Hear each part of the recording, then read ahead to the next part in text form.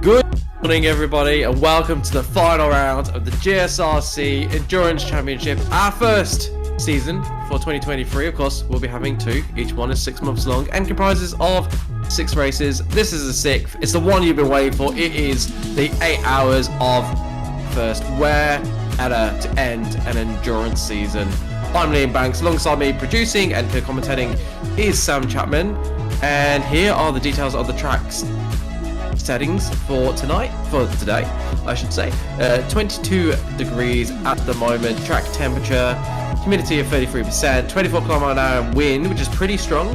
So look for that to make a bit of a difference and to cause some issues for the drivers if it catches them at the wrong point in the circuit. Nice long circuit, 6.14 kilometers, plenty of space for each of our 15 drivers that are taking part here today. 14 drivers even. We'd hoped for a little bit of a better turnout.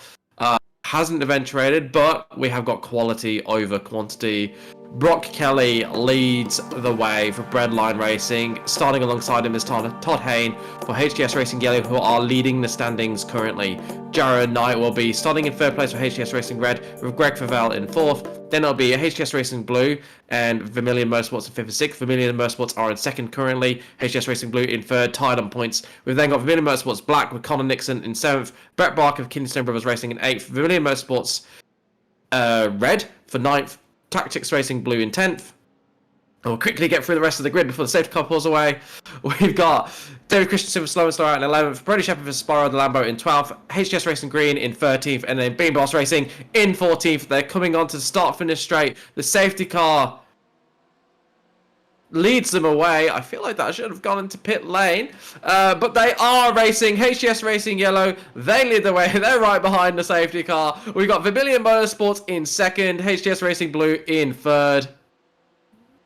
Breadline Racing, apologies, lead the way. HTS Racing in Yellow in 2nd. HTS Racing Red in 3rd place. You can tell by the colour of the wheels and the colour of the mirrors which of the HTS Racing cars it is. They all have that distinctive blue patterned livery. There's Kenny Cosmos for Azure Motorsports. He's looking to get up the inside, but that's not going to happen there. They're now approaching the cutting.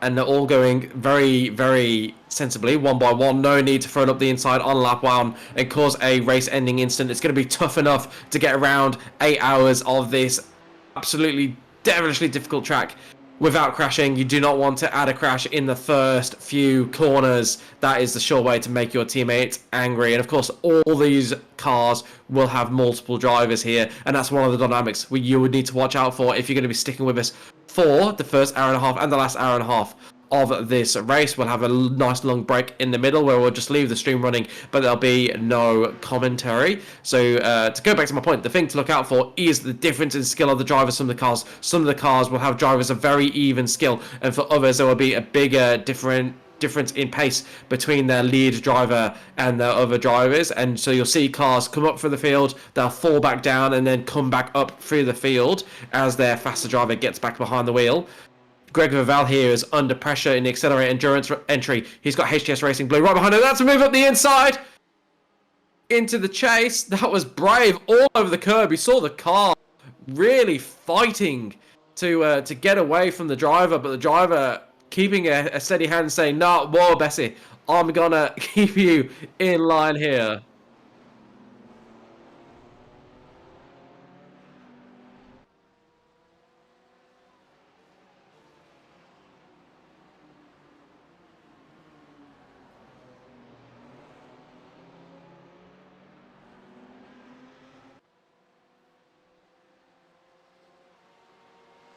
Yeah, they've really got around this final event of the championship, heeded the call to get more cars out, and they've got 4 entries if my quick counting is correct, which is lovely to see. And that voice, of course, that you're hearing is our co-commentator Sam Chapman. He's got the broadcast up and running, and he's ready to co-commentate. It's been an intense opening lap.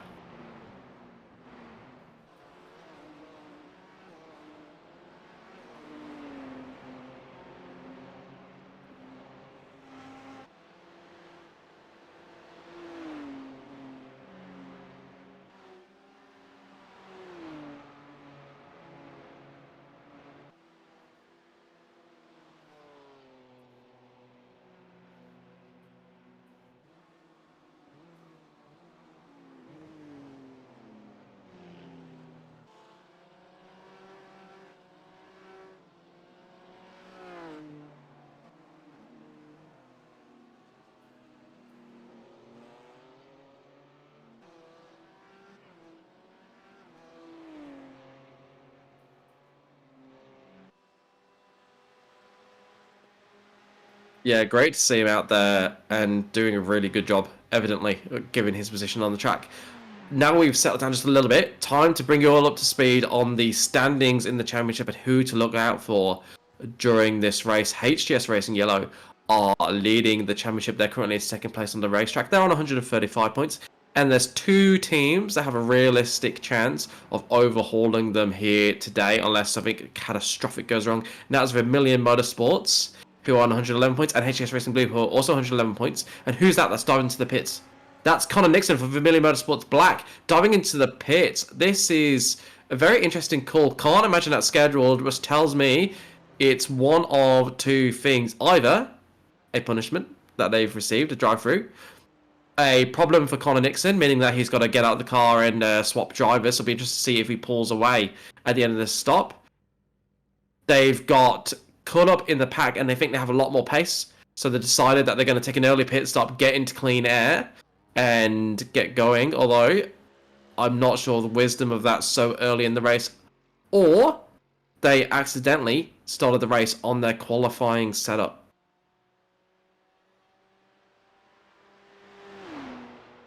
That's be a classic. Hopefully we'll get Connor Nixon and some other drivers into the commentary box at some point throughout the broadcast, and we'll get to the bottom of this and all the other storylines that are going to appear throughout the first hour and a half of this race before we take our nice lengthy break and then come back to bring you the thrilling, I'm sure, conclusion.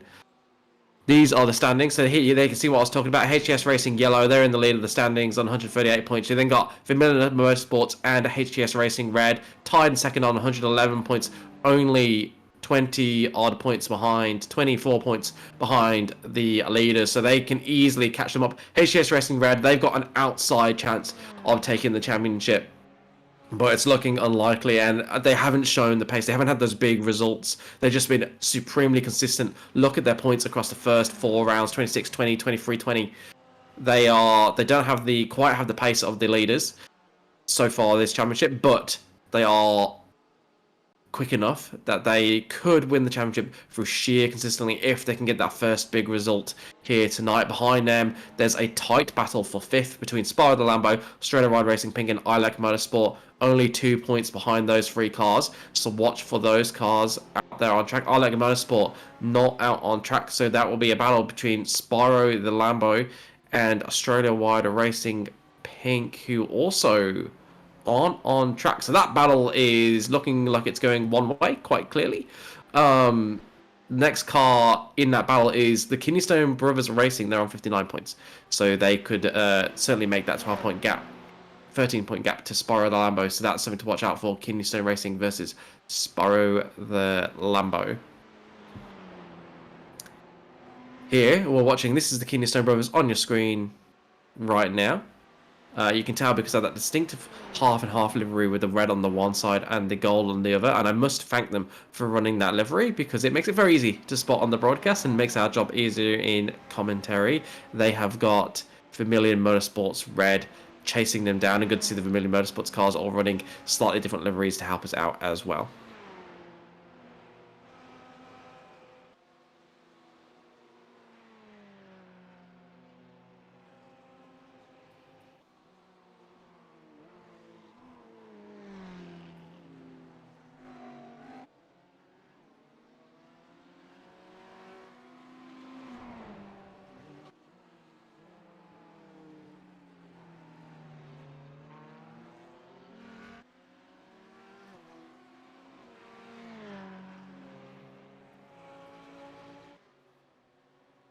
I can find out. So let's have a look at who we've got in our race control here for you today. I say that, I can't see anyone in there. I believe we do have live race control though, because we do have the safety car and we've got the request to tow on. I just can't see anybody in the chat. So yeah, we'll bring in that information when we get a hold of it. I know David Johnson was going to pop in there just before the start of the race. I was talking to him before the broadcast. So we'll bring in that information and give them a nice one. Thank you as soon as we can. And I think Kidney Stone Brothers Racing, I just saw them dot up and down the screen. So that was a potential overtake there. Vermilion Motorsports Red have got past Kidney Stone Brothers Racing. We're watching that battle and they have now managed to effect the overtake, which is good. They seem to have some pace. So it'll be interesting to see what they can do. Now they've got a little bit of clean air, 2 seconds to the car in front. Just want to call out fastest car on track last time around was Brock Kelly, but which is the Red Line Racing entry that is leading the way. They are the only Porsche in the race currently. You've then got a gaggle of Mercedes cars, 6 to be exact, behind him. So that's a interesting dynamic to watch. So many Mercedes out there tonight. We've then got the Ferrari Brett Barker for Kidney Stone Brothers Racing. He's got Tactics Racing Blue, one of only 2 Lambos in the field within half a second of him. Sparrow the Lambo is behind Tactics Racing Blue in the other Lambo. Then you got a couple more BMWs, a Merc, the only Merc in the field, Greg Paget for Beam Boss Racing, and then the other Vermilion Motorsports entry, running BMW in last place because we saw them take that early pit stop, but they have absolutely gobbled up the distance between themselves and the back of the field and are already on the back of the pack. Yeah, absolutely. I do find it interesting that the BMW has really sort of taken over this endurance field. I haven't seen it that sort of dominant as a car choice in other capers within GT3 usually. But it's probably more than half of the cars out there today, and to see only one Mercedes, one Porsche, one Ferrari, 2 Lambos, and that's the rest of the field. Yeah, I think that might be influenced by the fact that we've got a few one-timers or a few teams that have only been in 1 or 2 races this year, and they perhaps picked the car around the track rather than trying to pick the car that's going to go the best on average. This is Connor Nixon as well, the Vermilion Motorsports car going after Ben Boss after his early pit there. Greg looking like he had no interest in going on the outside of the chase, which I completely agree with at this point in the motor race, of an 8-hour motor race. So he'll just sort of follow Connor around for a while, see if he can sort of keep up with him. We know Connor Nixon very quick. I think recently in the New Zealand supercars, it came second to only Shane Van Gisbergen. So a very quick driver there in Connor. Who's been doing a lot outside the club this year, I think, and had a bit of success. Yeah, he has. He's really blossomed into a fantastic racing driver, and I know for a fact that he is he's very good at a NASCAR. So he gave me some tips before I ran a NASCAR race a couple of weeks ago, and helped a lot. Oh, who's that? That's Thomas. HGS Racing Green.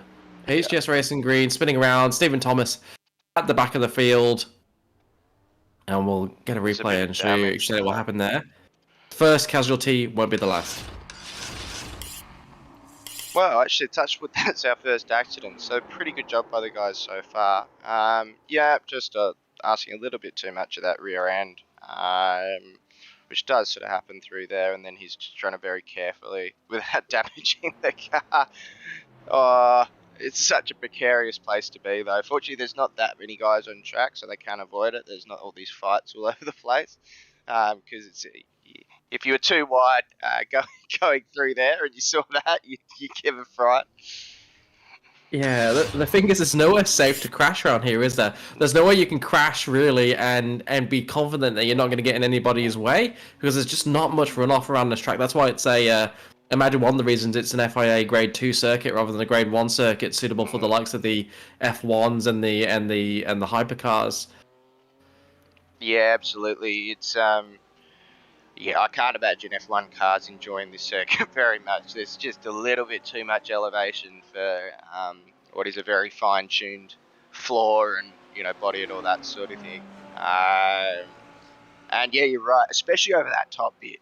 You do not want to be crashing over the top from this point onwards all the way through to Forest. You do not want to get in the way, because there's no way back from that. You're just in the way. Yeah, you are just in the way, and we're going to see some cars get in the way, and if one car does get in the way for a little bit too long, that could bring out the safety car for the first time in this Endurance Championship, which really is a testament to the skill of all the drivers involved, that we haven't had a safety car so far across 6 rounds. If it's going to happen, though, 8 hours of Bathurst with 15 cars is when it's going to happen. So just to clarify the rules for you, if any of the drivers in this race spin, they cannot use the tow feature without first requesting a tow from race control. They've got to wait, they've got to get on the radio, they've got to ask for race control and be permission to pit. Give them permission to pit. At that point, race control will decide whether it is appropriate to throw out a safety car. And as for what goes into that decision, I'll be honest, I don't know.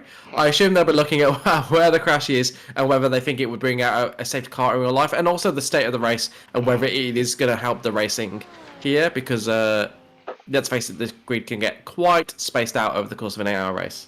Yeah, it can. Having said that, those top 3 have maintained a pretty consistent margin so far, and have sort of been around that second mark behind Kelly in the Breadline Racing Porsche. And yeah, so that Porsche being chased down by the 2 HTS BMWs. We've seen them work together before so far this season quite effectively. But yeah, there'll be some gamesmanship at some point. There'll be some strategy at some point that comes into it. You know, whether or not one of them can have one less pit stop. We've seen that before.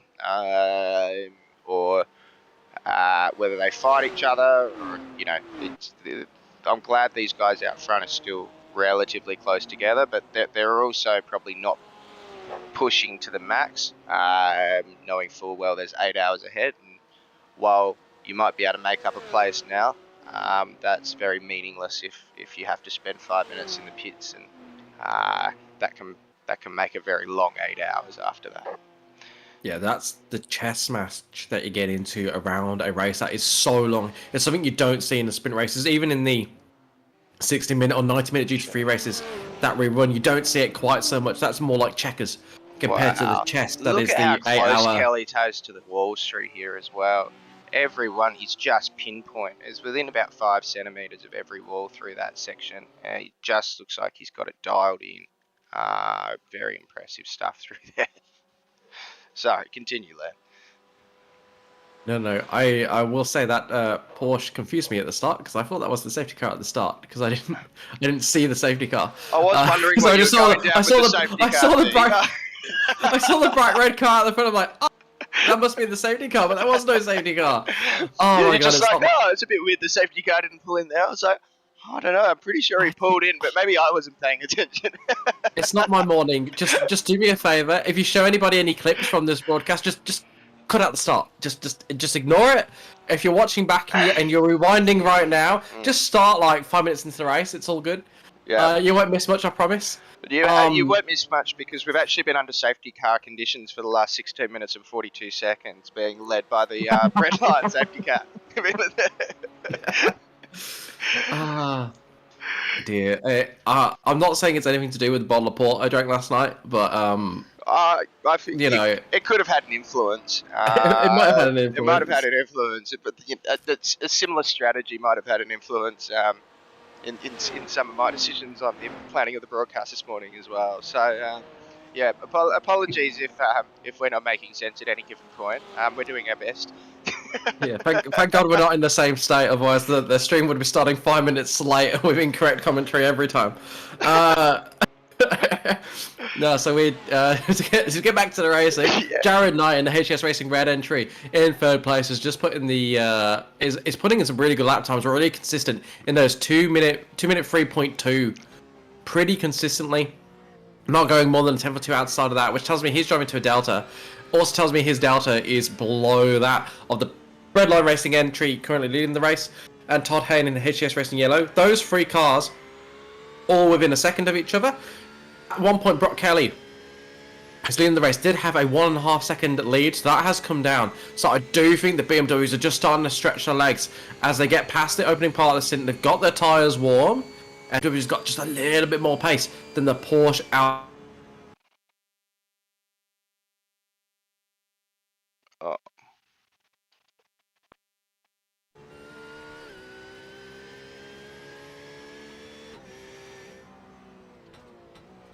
Apologies if there was an interruption in your stream. Yeah, that was a pretty aggressive dropout. Many thanks to Dodo, my internet provider, for that one. So hopefully everything's still up and running. It seems to be. But yeah, I think we'll batch this because this must be the new Porsche as well. Sorry, they got a rear vision camera. I like this. This adds to it. You can sort of just see that in the background. Now the actual rear vision mirror, I clearly haven't turned on enough mirrors to be able to see through that. But I do like the little camera. Yeah, the little camera is great. It's interesting because interesting position as well, because usually whenever I've seen that, I've usually seen it at the top, replacing the mirror. It's interesting to see it where the center console would be in a regular car. I wonder if that's easier to spot for the driver, because it'd be in your peripherals when you're racing a bit more than the actual rear view mirror would be. I think so. It would actually probably be quite handy being there, because it's an otherwise unused space in many respects as well. Yeah, we'll be interested to see just the pace of the Porsche out here as well. Usually the Porsche is, whoa, look at him through there. The confidence to take it through there is just, it's pushing, but you know that he's sort of got it down pat. And the smoothness out of that corner that's very Porsche-like, isn't it? I'm not sure. I mean, it doesn't seem like a Porsche circuit, Bathurst, at least naturally, right? But he's doing a good job out front at this point. And I think when we normally see new cars come through, they're normally pretty competitive. I basically usually put out a car that is not going to be pretty close to the top of the tree in a bop scenario. Oh, absolutely. Because the thing is, you want to build a hype around a new car.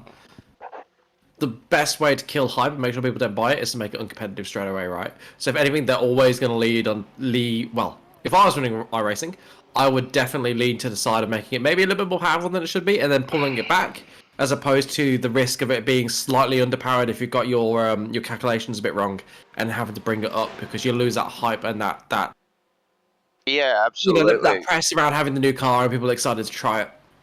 Liam as well. Favel in that Accelerate Endurance BMW just put in the fastest lap of the race, and it's only 1.2 seconds off this leading pack, and this leading pack sits within about 6 or 7 tenths of each other. Now down to a second. We're not far off potentially having a 5-way fight for the lead 20 minutes into the motor race, which I like the sound of.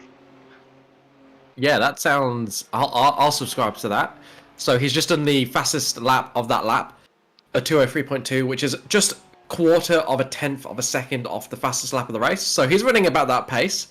But just add a small correction in there, but he has now turned this into a 4-car battle, and Kenny Economos has gone right with him in a Vermilion Motorsports entry to turn it into a 5-car battle. And of course, two of our protagonists for the championship are in this battle. We've got HGS Racing Yellow, they're in the lead. Vermilion Motorsports, they're in 5th place, now just joining this battle, and HGS Racing Red in 3rd place. So the two HGS Racing entries, they are 2nd and 3rd.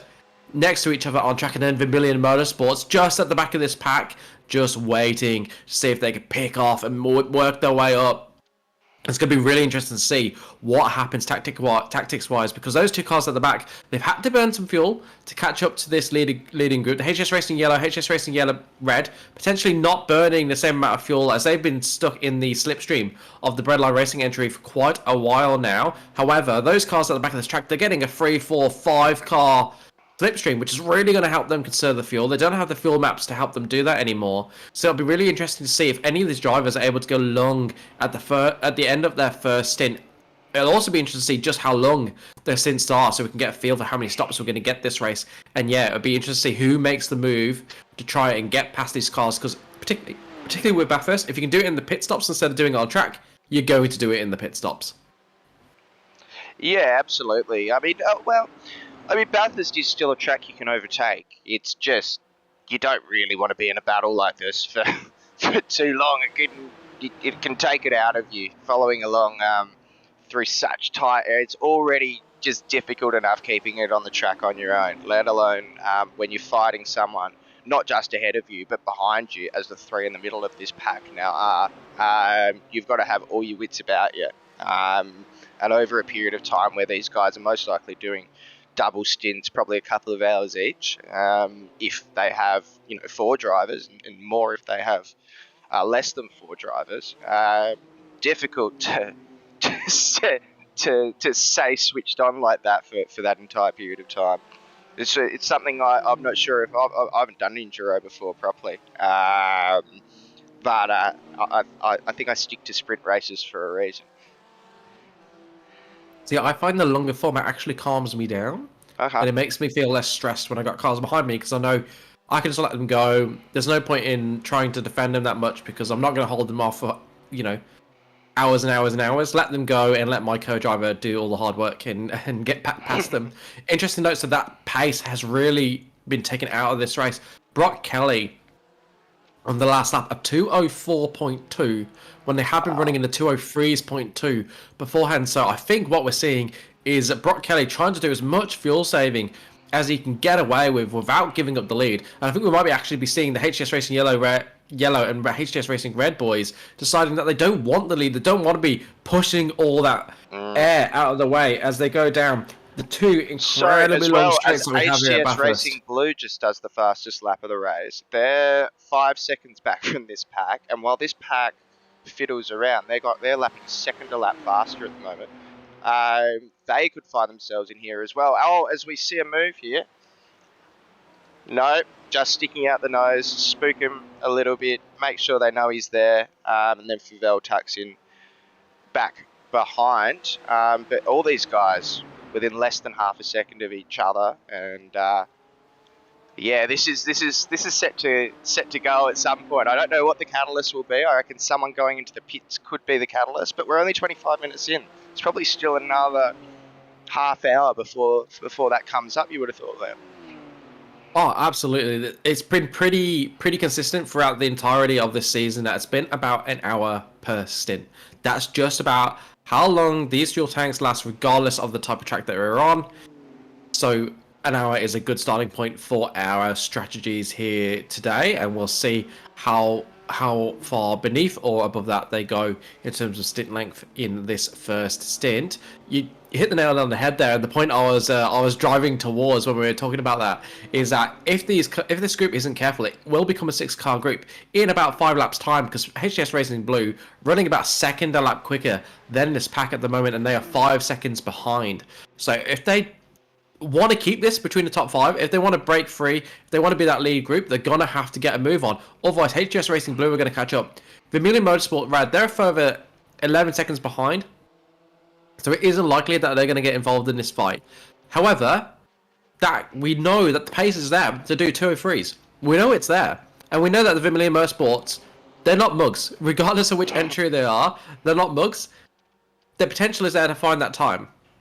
And it's interesting because at the moment, Vermilion Motorsport Red, they're basically the lead of the second, what I'm going to call a second pack now. If we've got the front pack, which is these 5 that we're not pulling our eyes away from, because we're not going to pull away from 5 cars within half a second of each other, all in the top 5. You then got HGS Racing Blue. They're kind of by themselves, trying to catch up this pack way ahead of Vermilion Motorsports Red. You then got Vermilion Motorsports Red. They're 12 seconds back. They've got Kidney Stone Brothers Racing within 2.5 seconds of them. Tractis Racing Blue within half a second of Kidney Stone Brothers Racing. And then Spyro the Lambo within a second of that. Slow and slow out. They're 10 seconds off the back. Not sure what's happened to them, if they just don't have the pace, or whether something's gone wrong. They had a small incident or something somewhere.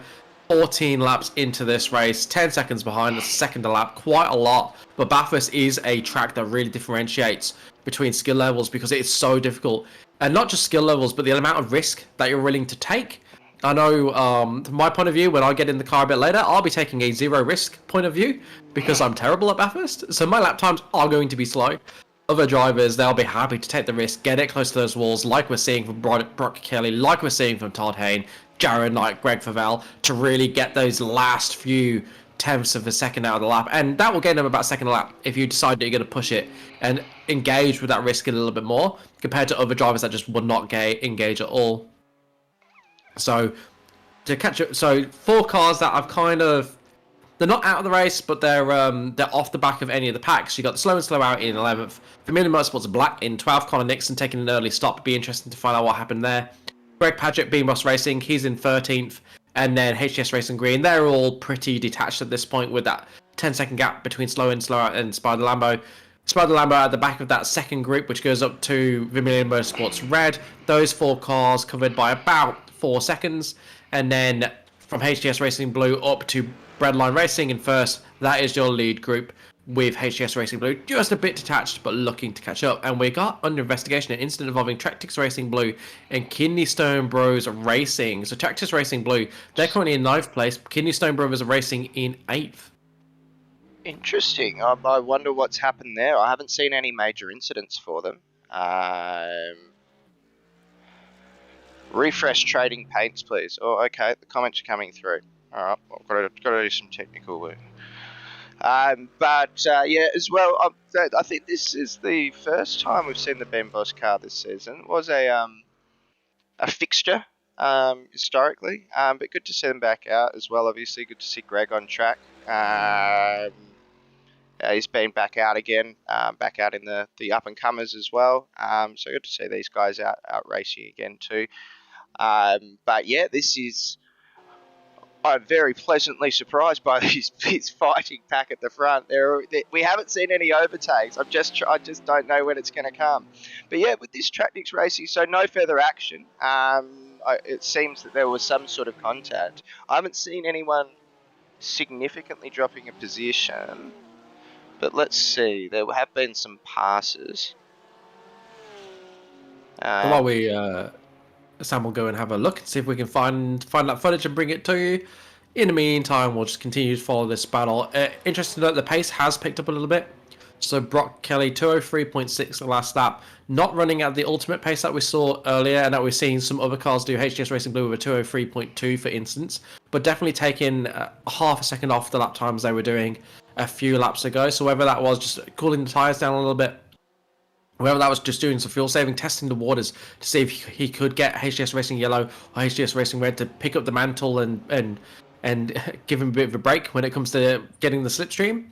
Not sure. Be interesting to try and get a hold of Brock Kelly or someone else from the entry and find out what happened there at the end of the race. So we'll hold on to that for our memories for a question to ask later. Oh, HGS Racing Blue, fastest lap of the race, 202.9. They are not messing around. First car into the 202s.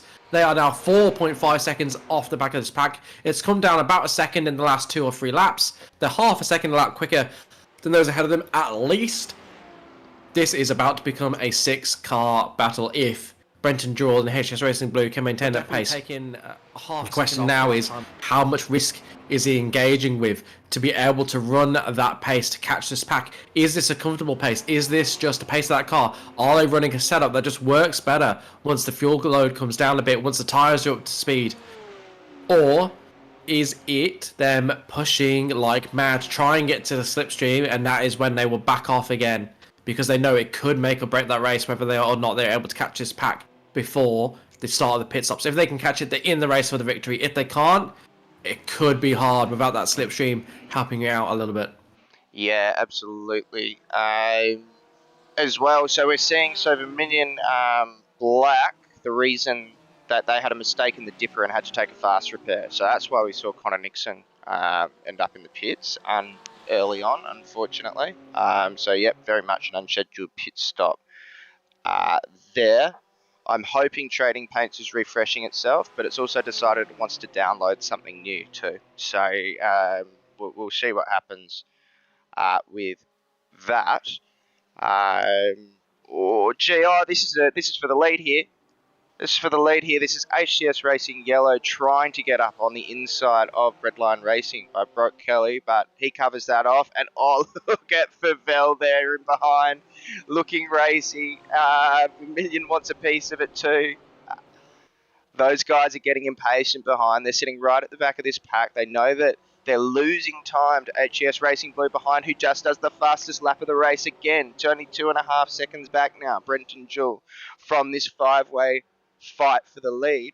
It looks like he's going to be able to join that at this point, unless there is a big change out front. But a big change out front will lose them more time again. All of those guys out front right now, 2044, 2043, 2044. Brenton Jewell in that car in 6th place, 2027. Almost 2 seconds a lap faster back there because he isn't in this group that is having to sort of yield to one another's pace.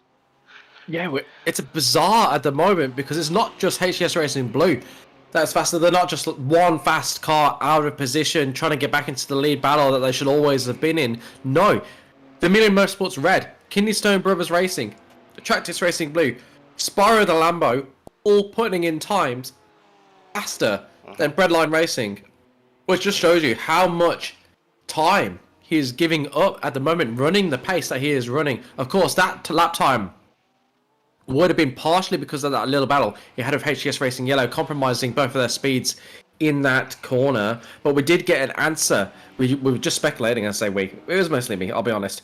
Speculating as to whether perhaps he was trying to bait the cars ahead to overtake him so he could do a bit of fuel saving a bit easier by having the slipstream effect. Not the case. When push came to shove, he fought tooth and nail to keep hold of the lead through the chase. So that answers that question. This pace is not him trying to bait. Oh, he's defending there too.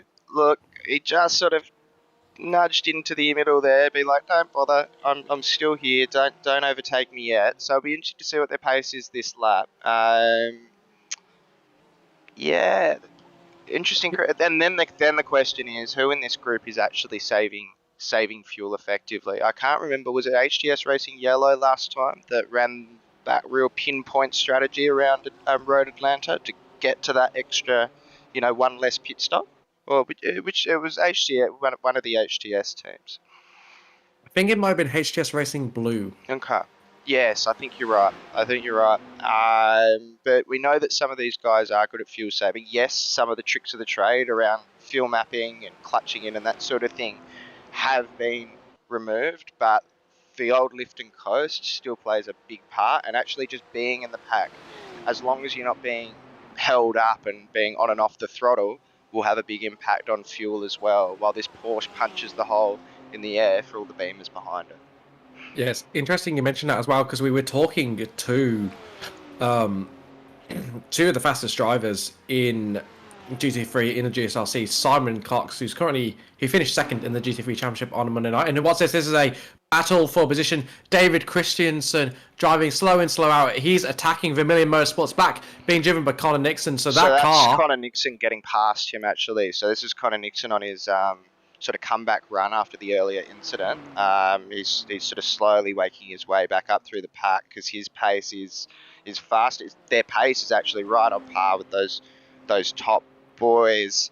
Best lap 2:03.49. The top guys are sort of all in that 2:03.2 mark, but they're following each other. They've got that to get to that mark. They probably had a slipstream in many cases, except for the Porsche out front. So as well, I reckon this is a fight for the lead here too. Nope, he gives in. He was right behind him again. They're raring to get past these HTS boys. I think they're a little bit sick of sitting behind him now. Yes, they can save some fuel, but they're losing so much time, and they know that the slightest error, if they hit the pit period like this, the slightest error in the pits or 1 extra litre of fuel will drop them 4 spots. Yeah, and look at that at the back of that pack. It is a HGS Racing entry. That is HGS Racing Blue. They've done the job. They've caught up to the pack. And I tell you what, they have got so much pace. I would not be surprised if they try to make moves as soon as they get into this pack, because they do not want to dip down to 203s. They've been in the 202s for lap after lap after lap, or 203 dead. Swerving out front. You're not having a bar of it in the Red Lion cars, trying to break that slipstream. I'll be interested to see. It was a fairly aggressive swerve. I wonder if race control will be having a bit of a look at whether or not that's cricket.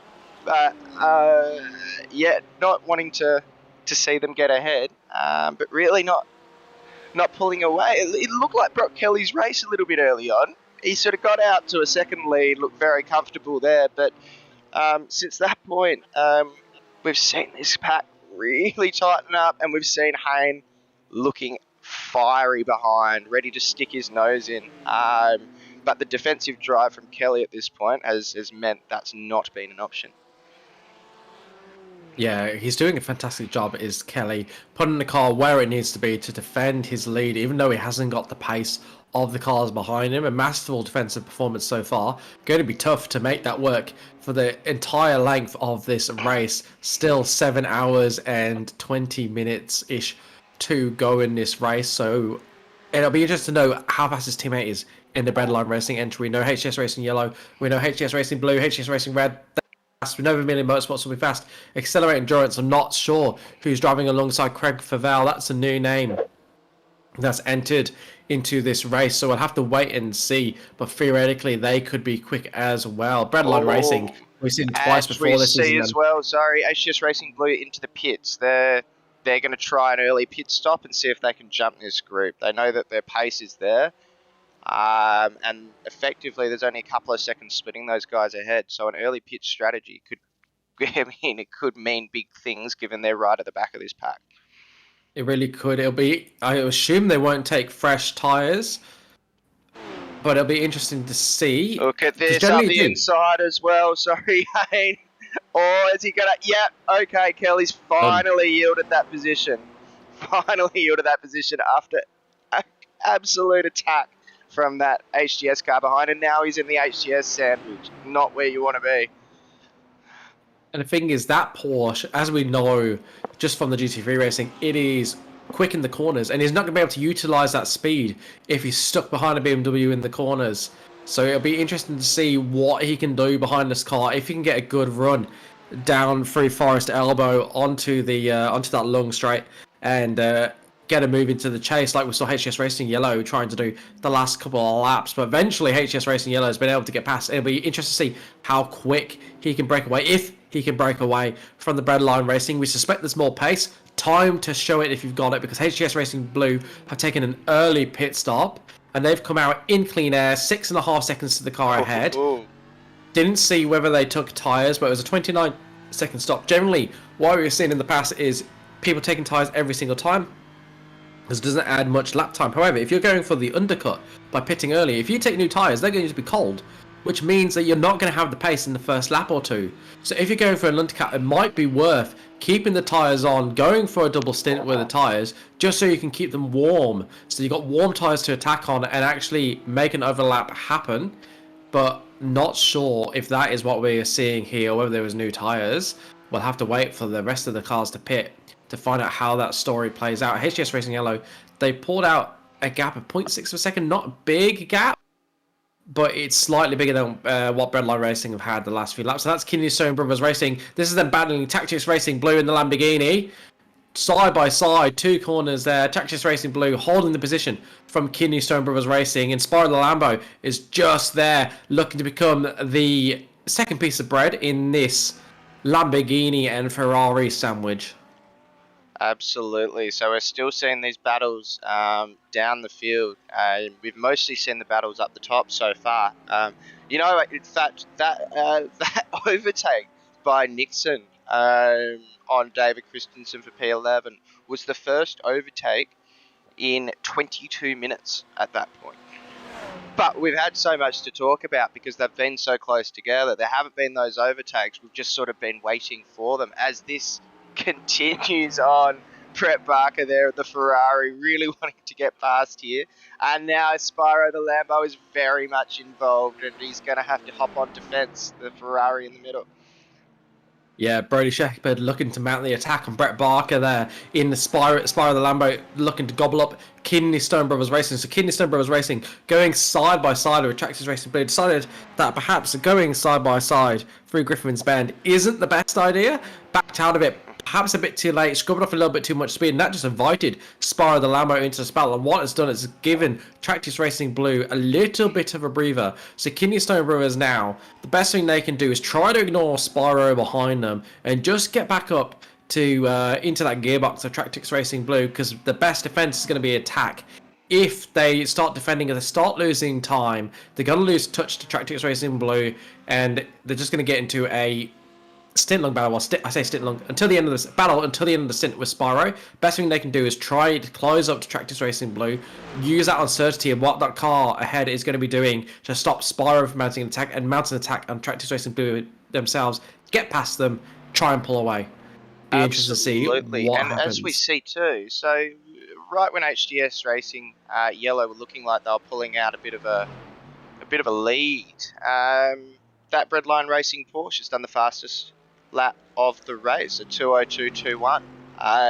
So there's clearly still pace in that Porsche. I wonder whether or not he was banking up those behind him to see if he could cause, some mischiefs could come about or hold them up, or they could fight each other. But this is still very much on. That Porsche still has pace. HGS Racing Red, Jared Knight has dropped a little bit back from that group now. It's the first time we've really seen it outside of a second in that top 5 in the last half hour. So we'll see if that closes back up again. But he has Favell and Conomos behind him for company in the Accelerate Endurance and Vermilion Motorsports entries. Yeah, what was really interesting is just how much slower he was going. So he's just done 202.2, has Brock Kelly in the Breadline Racing entry, was doing 204.2s. At some points during that stint. So I do believe that has to have been fuel saving. It just has to have been fuel saving out in front, knowing he was using more fuel, and just doing as much as he felt like he could get away with without losing the lead, because we saw him battling for the lead when someone actually tried to mount an attack. So I think he was just like, they didn't attack. Okay, I'll save a little bit more. And then HGS Racing Yellow started attacking, so we saw, okay, we did see actually an increase in pace at that point back into 203s. It was fluctuating a bit, I think, depending on when HGS Racing Yellow was attacking. So I think he's just trying to find that balance between how much can our fuel save without being attacked versus, okay, they've attacked, right, I'll go a little bit faster. And now, of course, it's cost him the lead, has that fuel saving, but in an 8-hour race, one overtake isn't all that meaningful unless the car ahead is able to pull away, and he's definitely not, with Brock Kelly putting in the fastest lap of the race, a 2:02.2, HGS Racing Yellow a 2:02.3. He is right there, pushing them along now. He's decided, I'm going to attack now. I'm sick of defending. Time to put you under pressure, Mr. Todd Hayne, and see what you are made of. HGS Racing Red, Accelerate Endurance, and Vermilion Motorsports, being driven by Jared Knight, Greg Favell, and Kenny Conomos, do not have the pace to go with these two at the moment. They're about half a second a lap down. Yeah, absolutely. They are pulling away from those two behind. Other thing we'll be looking out for as well is whether or not they swap drivers at this first stop or they're double stinting. Now, being an 8-hour, I think we'll see quite a few double stinting, but there will be a few driver swaps, and we have seen that that has made some significant impacts for some of these teams this season, as far as the pace of second, third drivers, and whereas some other teams have had a very sort of consistent driver lineup rather than a really quick guy and someone who is sort of a bit more steady in their driving style. Yeah, we've definitely seen. I can't remember which car it was. Was it Ilek? Potentially. One of them had a really big difference in pace between the two drivers. I had one driver that was up there, with the likes of Brock Kelly, Todd Hay, and Jared Knight in terms of pace, and then another one who was just not nearly as quick. So that was a really interesting dynamic that we saw. Apologies, Ilek, if you're watching it wasn't your car. My memory is awful, but certainly one or two of the cars we have seen that dynamic playing out. So it's just an interesting thing to keep an eye on. I think we've seen it a little bit with the Keystone Brothers Racing cars as well. Although I think that has been track dependent. I think there's just a little bit more variance in their speeds compared to some of the other teams, which they tend to be a bit closer throughout the entirety of the season. So it's just been, it's one of the interesting things that I love about endurance racing. Of course, in the real world, often in endurance racing, you have an amateur, you have a pro, and so you're naturally going to get massive differences in pace between the drivers in your team. Not so here. You can have 3 pros, if you want to call them that, in your car if you want. You can have a pro now. It doesn't matter. There is no pro. There is no amateur. There's no I rating has to be within a certain amount to be in a team together. No, drive whoever you want. And what that means is the very fastest cars generally do have 2 fast drivers, but we'll see some cars around that mid pack that will go up and down that leaderboard like a yo-yo as each driver steps in. Absolutely, and particularly in a track like Bathurst, you would have thought. That's why I am surprised almost that we have so many cars within such a short, small area at the front of this pack still, because it is a track that requires a lot of confidence. Look how close they all get to that wall through there. Like, they just have this track dialed in, some of these guys, which is just so difficult because it is such a not unpredictable track. Everything's sort of where it's supposed to be, but it's very easy for something to go slightly wrong, and that ended A. So brilliant job by these guys to be racing this close with knowing full well there's another over 7 hours ahead. Yeah, I think let's point out a couple of the danger areas on this track. For those that are a little bit less familiar with the track or don't know how it races on iRacing, perhaps compared to real life. So there's 3, what I would call 3 danger points. That's one of them there. If you're running a low foot downforce setup, you can lose the car through that high speed kink easily. Or every team, I imagine, will have put on enough downforce to be able to get through there safely for their race setups. Probably more likely to have seen incidents there in qualifying, because you do not want to be having to live through there. You do not want to have to thinking about that every lap of an 8-hour race. I may be wrong, and that might be why some of these cars are so much quicker than I am, but that's one of the danger zones. Up at the end of this straight that they're on now, so this is really the first straight. They've gone through the first corner, which is Hell Corner, and they're going into Griffiths Bend now.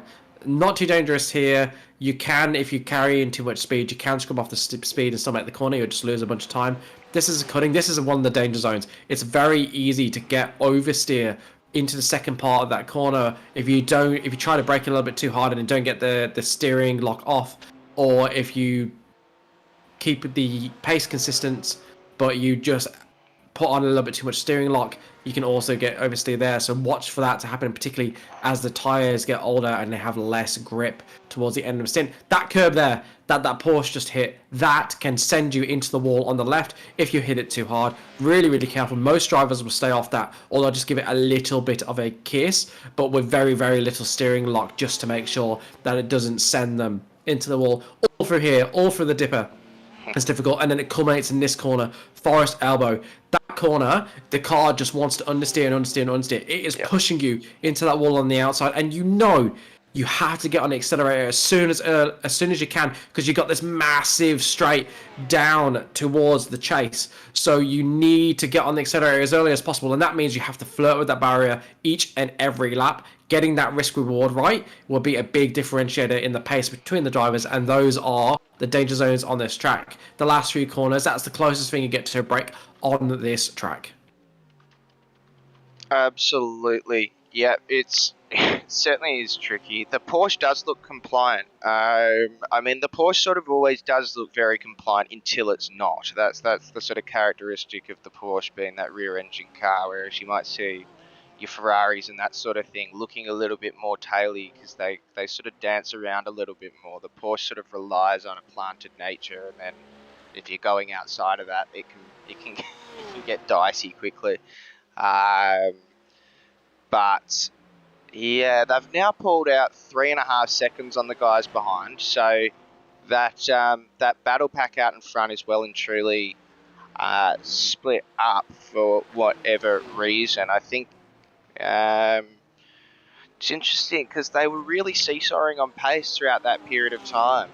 I just wonder whether there was just enough people within that pack that, you know, a couple of slight errors and pressure and that sort of thing just really extended the times for everyone in it. Or the other option is that they were being purposely held up, which is obviously another potential option if you can do it. And we saw Kelly's brilliant defensive driving early on as the Beam Boss car is there. This is a very stressful situation because there's nowhere to get out of the way as the car until you down this main straight here as the lapped car. You desperately want to get out of the way going over the hill, but you just can't. We'll see Greg. He's good on this. He's done a lot of endurance racing. He should pull to the side through here and allow that Porsche through. He doesn't have too much interest in getting too involved in a lead battle. But yeah, that's coming over the hill, getting lapped is very, very spooky because you know that very quickly you could ruin the race of some guys up front. Yeah, Greg Padgett doing a really good job there in the Beam Boss racing car to get out of the way at the right time in the right manner. There's two things you need to do. You need to get out of the way at the earliest opportunity, of course, where it's safe to do so, being the operative phrase there, and also be predictable. So you don't suddenly pull off to one side and then brake, because what if the car behind you is about to pull out and go for an overtake? One of the best things you can actually do is stay on line and just slow down enough to make it obvious what you're doing, so the car ahead feels obliged to overtake you. Either that or do make a move to the inside, then slow down. Like, leave a gap between doing two things. Don't put on the brakes as you're pulling out. Just stay predictable, stay consistent, and really try and telegraph what you're doing to the car behind. It's more important in multi-class racing where the closing speeds are a lot faster. Generally in multi-class racing, with those closing speeds, you actually stay on the racing line and let the faster car get past you because they're so much faster that they should just get past you. Of course, in the corner, you don't take the racing line, but if you're on the straight, you just stay where you are, let the car behind overtake you because that closing speed is so hard to judge. Thankfully, he's done a really good job and he's not impacted this battle at the front. I think HGS Racing, Red, Accelerate, Endurance, and Vermilion Motorsports, those cars in the second pack did make up a little bit of time to the cars ahead, but we're talking, half a second. Not much. Not anything that couldn't have been gained with a decent lap or two. So really good to see him get out of the way and not hurting his own battle too much. Greg Padgett in Beam Boss Racing, in a battle with HGS Racing Green, only just over 10 seconds between the two cars, was 6 when all these overlaps were happening. When the overlaps were occurring. So those cars will now get up to the back of HGS Racing Green, and you'd expect HGS Racing Green to lose a similar amount of time and a battle to resume at the 6-second gap it was before Greg Padgett was caught by Todd Hayne and Brock Kelly to become the first car overlapped in this race as we come to the end of the first stint. It's one thing that's interesting is we're seeing just how early that first stop was from HGS Racing Blue, stopping only 30 minutes of the race gone. Their pace since then, it's hard to judge because they're on a full tank of fuel. 203.5s-ish, 203.6, so it's a high 203s. Definitely not fast enough to come out ahead of any of these cars. All the cars in the lead group running faster. But how much of that is due to a difference in fuel load versus a difference in driver skill? Hard to know. Now HS Racing Blue have caught up to slow and slow out, so they're going to have to get past that car, and that is a overtake for position, even though HS Racing Blue have pitted and slow in, slow out have not. So he needs to effect that overtake quickly before his pace is slowed down, and then it'll just be interesting to see where that alternative strategy puts them once all the cars have pitted, and we can see what their pace is, because HS Racing Blue will have half a tank compared to the full tank that all these cars in the lead of the race are gonna have once they complete their pit stop. HS Racing Blue will be behind them, but it'll be interesting to see if they create enough of a delta to let them get past and start to really put pressure on these guys at the front of the race. Absolutely, and as we see, and I'm not sure if you said this before, Liam, but Brock Kelly in that Breadline Racing car just did the first lap in the 201s, so 201.9. So that pace is ramping up as the fuel loads are coming down, the confidence in the circuit is coming down, and actually this could be a sort of in-lap critical moment of I want to be right on the back of Todd Hayne, because we're really close to that time where we expect to see pit sequences. Bathurst being a real horsepower circuit, we might even see them a little bit earlier than what we might have expected in some of the other tracks like your Zandvoorts and even your Road Atlantas and that sort of thing. However, all but the cars that had to, there you go, there's Favell into the pits. He's going to see what he can do. He's been sort of at the key that middle of that third battle, that battle for third there, see if he can jump Jared Knight. I wouldn't be surprised if Knight comes in this lap to cover off. Although, gee, look at those cars up ahead. I'm assuming that's a lapped vehicle involved too. Yeah, it is Stephen Thomas. But yeah, I think we will see a couple more coming to pit, although they will. It's the 58-minute mark at the moment. Are you adding an extra stop to your agenda if you're pitting that 1 or 2 laps earlier right now? What's interesting is it's not just the Accelerated Endurance car that's pitted, it's Vermilion Motorsports Red with Joshua Horton, it's Tractis Racing Blue with Paolo Goncalves, it's Spire the Lambo with Brody Shepherd. They've all pitted, so this must be a natural point in which to pit, depending on the amount of fuel saving. So this must be, I would say, the average amount of fuel saving that the cars are doing out there gets you to that 58-minute marker. It means they're going to have a splash and dash towards the end of the race. Take that 2 minutes, times it by the amount of stints we're going to have, times it by 7 stints. You're going to have about 10 minutes. You're going to be about 10 minutes short on fuel. So you're going to have to do a splash and dash towards the end. And of course we saw HGS Racing Blue do that stop after half an hour. So maybe they decided, you know what, there is a splash and dash at the end. Let's make the first stint the equivalent of our splash and dash. And then we'll go full stints from then on. And we'll have a bit of what's the word I'm looking for? A bit of space and tactics to play with, because they'll have a bit more fuel than they need, potentially, to get to the end of the race. And they can do that because it isn't that huge field where they're going to be really held up if they come out. They probably can get through traffic without too much of a complaint as the leaders both pit. So it is the midway through the 59th minute and both leaders are coming in. Whoa, side by side through the pit lane. Oh, as the Porsche's actually gotten ahead going into the pits. So this is going to be so close coming out as the fight for third effective in the motor race is behind too. Bumper to bumper as well. Now it seems like some of the some of the cars' liveries are working. I was just a bit of bad fault. No, the standard Vermilion one doesn't seem to be. So playing around with trading paints to see what's happening there. But let's see where these guys come out, whether they actually have saved anything extra as well. So Connor Nixon is now probably the leader of this motor race after having that difficulty early on. But his pit was on that second lap, so he's going to have to pit again, probably in another lap or two. But I'll be intrigued to know where he actually comes out once this pit sequence is all over, because he's been setting good time, but he's been back in the pack a bit. Yeah, it's going to be really interesting. And he pitted after 5 minutes. So we just called out how HGS Racing Blue took an early pit stop. Well, That might just be what Vimian Motorsports Black have done. We said Well, it probably Blue is wasn't. ahead now. Look at that. Yeah, we said HTS it Racing Blue is probably. ahead of Redline Racing and HTS Racing Yellow. So that early stop there Yep. has, at least at this point, paid dividends. Now they haven't had to put as much fuel in. That's going to impact them down the track, of course, but they've got that track position now. And the Million Motorsport Black with Con Nixon, right? We saw the stop. We thought that was them getting out of the race, right? We thought that was unplanned.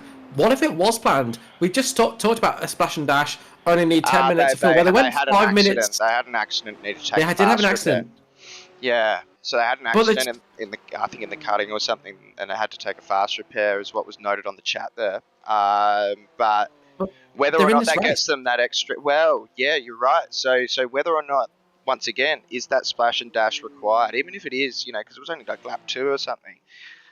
Even if that extra lap plays a part here, that could go from them stretching out these stints to not, and they are 16 seconds out in front, the car of Nixon, which is, I think, shows that once all these stops are, with another 7 hours to go of the race, so I wouldn't put it past them to be right in this front battle by the time we come back to the final part of the broadcast.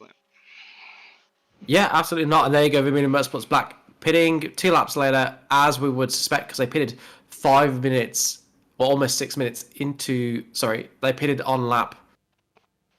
Where am I? They pitted on lap 2, if I remember correctly. Yep, but interestingly, that 2 laps, if they run the same amount of fuel saving as the likes of HS Racing Blue, Breadline Racing, which got to just about that 60-minute mark when they pitted, they will have an extra pit compared to those that get there on 7 pit stops doing an hour each stint. But they'll have the same amount of pits compared to everybody that does do a splash and dash. So it might not be that painful for them. They're going to come out here possibly ahead of the Tractix Racing Blue. They weren't far behind Sparrow the Lambo when they pitted, and we know how much pace they had. So they could come out just ahead of that battle between Tractix Racing Blue and Sparrow the Lambo, which means they're the next car on track after the lead groups, but with all the clean air in the world. So they didn't get held up by Brock Kelly in the Breadline Racing entry when he was doing those 204s that everybody else in that pack got held up with. Yes, that might be why they made it to the hour mark and to be able to cut out a stint, but it may be that going all out, not having to save so much fuel because they've already took the pain, right? They've already had that extra stop. They might not be out of this race. It could just be a case of alternative strategies. It's not what they were planning. Like you said, they had their contact. But it'll just be interesting to see how it plays out. I don't think all is lost there. I think they could become a factor for the end of this race. And they've actually come out in between Tractix Racing Blue and Sparrow the Lambo in 8th place. So just the one car to overtake that's not in that lead battle. And then they will have clean air, 30 seconds of clean air to drive into, having made an extra pit stop compared to the cars ahead. Just want to call out that there's been an issue for Kidney Stone Brothers Racing. 40 extra seconds on their stop, 1 minute 22 in the pit lane, taking them out of that battle with 40 seconds. That sounds like a pit lane issue or something, doesn't it, Liam? It's whether he's speeding in pit lane or one of those classic iRacing penalties that can be so savage if they take you off guard. As well, we've seen, looks like about maybe a third of the teams have done a driver swap within that time too. So these guys out in front don't seem to drop. So we've got Brenton Jewell out in front in that HGS Racing Blue, having pitted a bit earlier than the other guys, deciding to get out of that traffic. Kelly stays in this Porsche in second. Hayne is in third in that HGS Racing Yellow car. Jared Knight stays in that HTS Racing Red BMW, and Connor Moss stays in that Vermilion Motorsports entry in 5th. Now, Visma has taken over from Favell in that 6th place. Accelerate Endurance car. So this is still, it's stretched out now as far as the on-track aspect is concerned. They're not right on each other's bumpers anymore. But all these guys are still really in a bit of a fight for that lead place. There's only in total about 10 seconds between first and sixth place still. As well, just in the other parts of the pack. So Guy Leach has taken up driving the Kidney Stone Brothers Racing entry. Matt Schmidtke has got in the slow out car. Pete Edwards has jumped in the HTS Racing green car, and Brett Bradbury has taken over from Greg Paget in the Beam Boss entry. Yeah, and Chu Kang taking over the Vermilion Motorsports red entry as well. And I think that's all the driver swaps.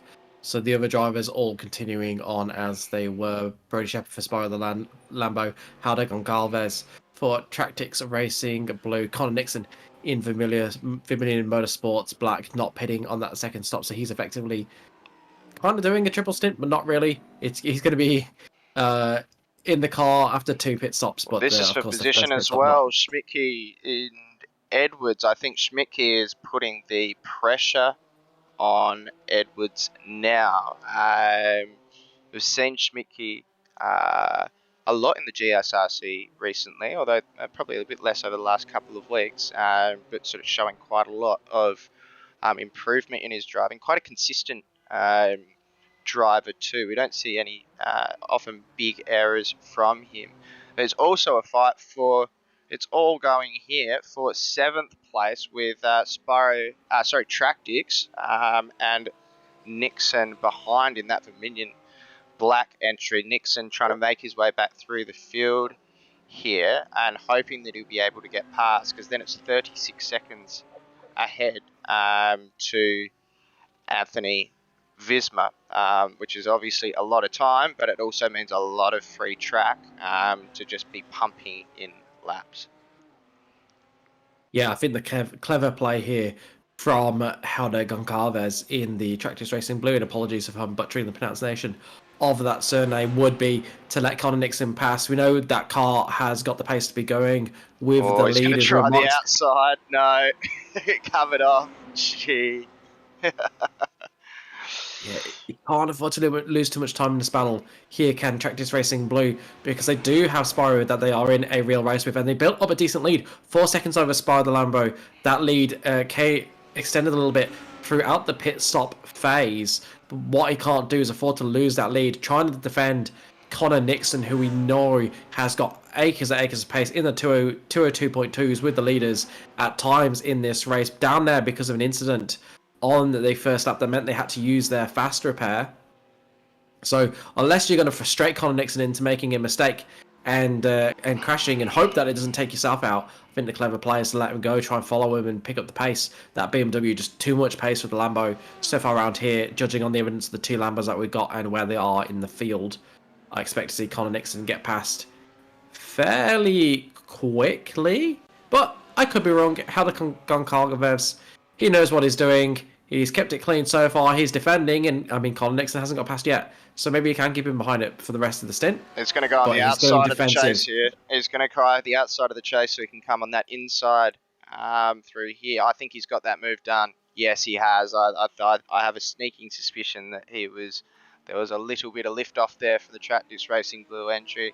There's only so long you can keep up a battle like that before something can go horrendously wrong round Bathurst. So I think that was probably the right thing to do. And then he can hope now that, maybe I can sit behind Connor Nixon and get a little bit of pace from this slipstream, save a little bit of fuel, and sit behind a really quick driver as he laps around. That could be very beneficial to them. Yeah, and as I said, in the battle of Spyro the Lambo hasn't got anyone to get that slipstream from because they're too far behind Tractix Racing Blue to get a slipstream. So if Haldeg Goncalves can stick with Connor Nixon and match him for pace or close enough, match him at pace to get the slipstream for like 2-3 laps, that could be a difference maker in that battle with Spyro the Lambo. And I just wanted to point out the livery that Vermilion Motorsports Black entry is running. You can see the rainbow colours on it, celebrating Pride Month, and good to see. Absolutely. No, that has been good to see. That the team is supporting that at the moment, and they've sort of been doing it throughout their liveries, which has been great to see as well. Now this out front, HGS Racing Blue, who sort of they didn't look like they were the pace of the group, but once again, their strategy does seem to be working in their favour. They're now out by 5 seconds on Breadline and HGS Racing Yellow behind. Really making the most of that early stop. Now, effectively, they won't have some of the same benefits, being, they have to put in more fuel later on in the race, which is going to cost them time. But this track position does seem to be working for them at this point. Yeah, they made a decision. They're going to run flat out, haven't they? They've already taken that splash and dash that we've been talking about, that it's going to be an option for teams whether they run flat out or whether they save fuel and try to make it with one less stop. They've taken the fuel already, pitting it early, used it to get track position, and they're just running at the ultimate pace, and they will do so from now until the end of the race. I imagine it, as we are joined in the commentary box by series organizer David Johnson, John Baldwin, and Greg Paget. Greg Paget for Beam Boss Racing, and John Baldwin for the Kidney Stone Brothers Racing, if my memory serves me correctly. David, how are you going? Afternoon, guys. Yeah, really good. There's been a fair bit to keep an eye on, so I imagine the broadcast has gone well, but it's all calm, just a little at the moment. So I thought I'd come and say hello. It goes well when we can figure out that cars aren't the safety car. So made a little bit of a mistake at the beginning, thinking that the Breadline Racing entry was a safety car, but it was not. Anyway, I'm wondering what the safety car was doing, leading the cars away. Anyway, such is life. How was the first stint from your perspective? Yeah, really good. So Jared is in HDS Red for this round. That puts us with a bit more pace than that car's had previously. And mixing it right up the front, which is, I don't know how that's going to go when I get in, but let's enjoy it while we can. It's been a really interesting race. There's a lot going on. Bit of fuel saving, bit of alternate strategy. 5 cars all in a line at one stage, keeping a very close eye on each other. So, no accidents. So I'm a bit surprised about that. I didn't think we'd have a big one, but I thought we'd probably have at least one or two have a bit of a drama at this stage. Insane that. I think there's just been a incident for Halder Goncalves in the Tractors Racing Blue entry, losing time hand over fist. He's fallen behind Spider Lambo, fallen behind Vermilion Motorsport Red. Let's look what's happened. And there it is at the dipper. Just over Skyline there by the looks. He probably got a little bit too much curb. We'll see if I can get a little bit earlier on. Connor Nixon passed. See if this gives us a little bit more. Yeah, so this is Spyro the Lambo passing. Oh, no.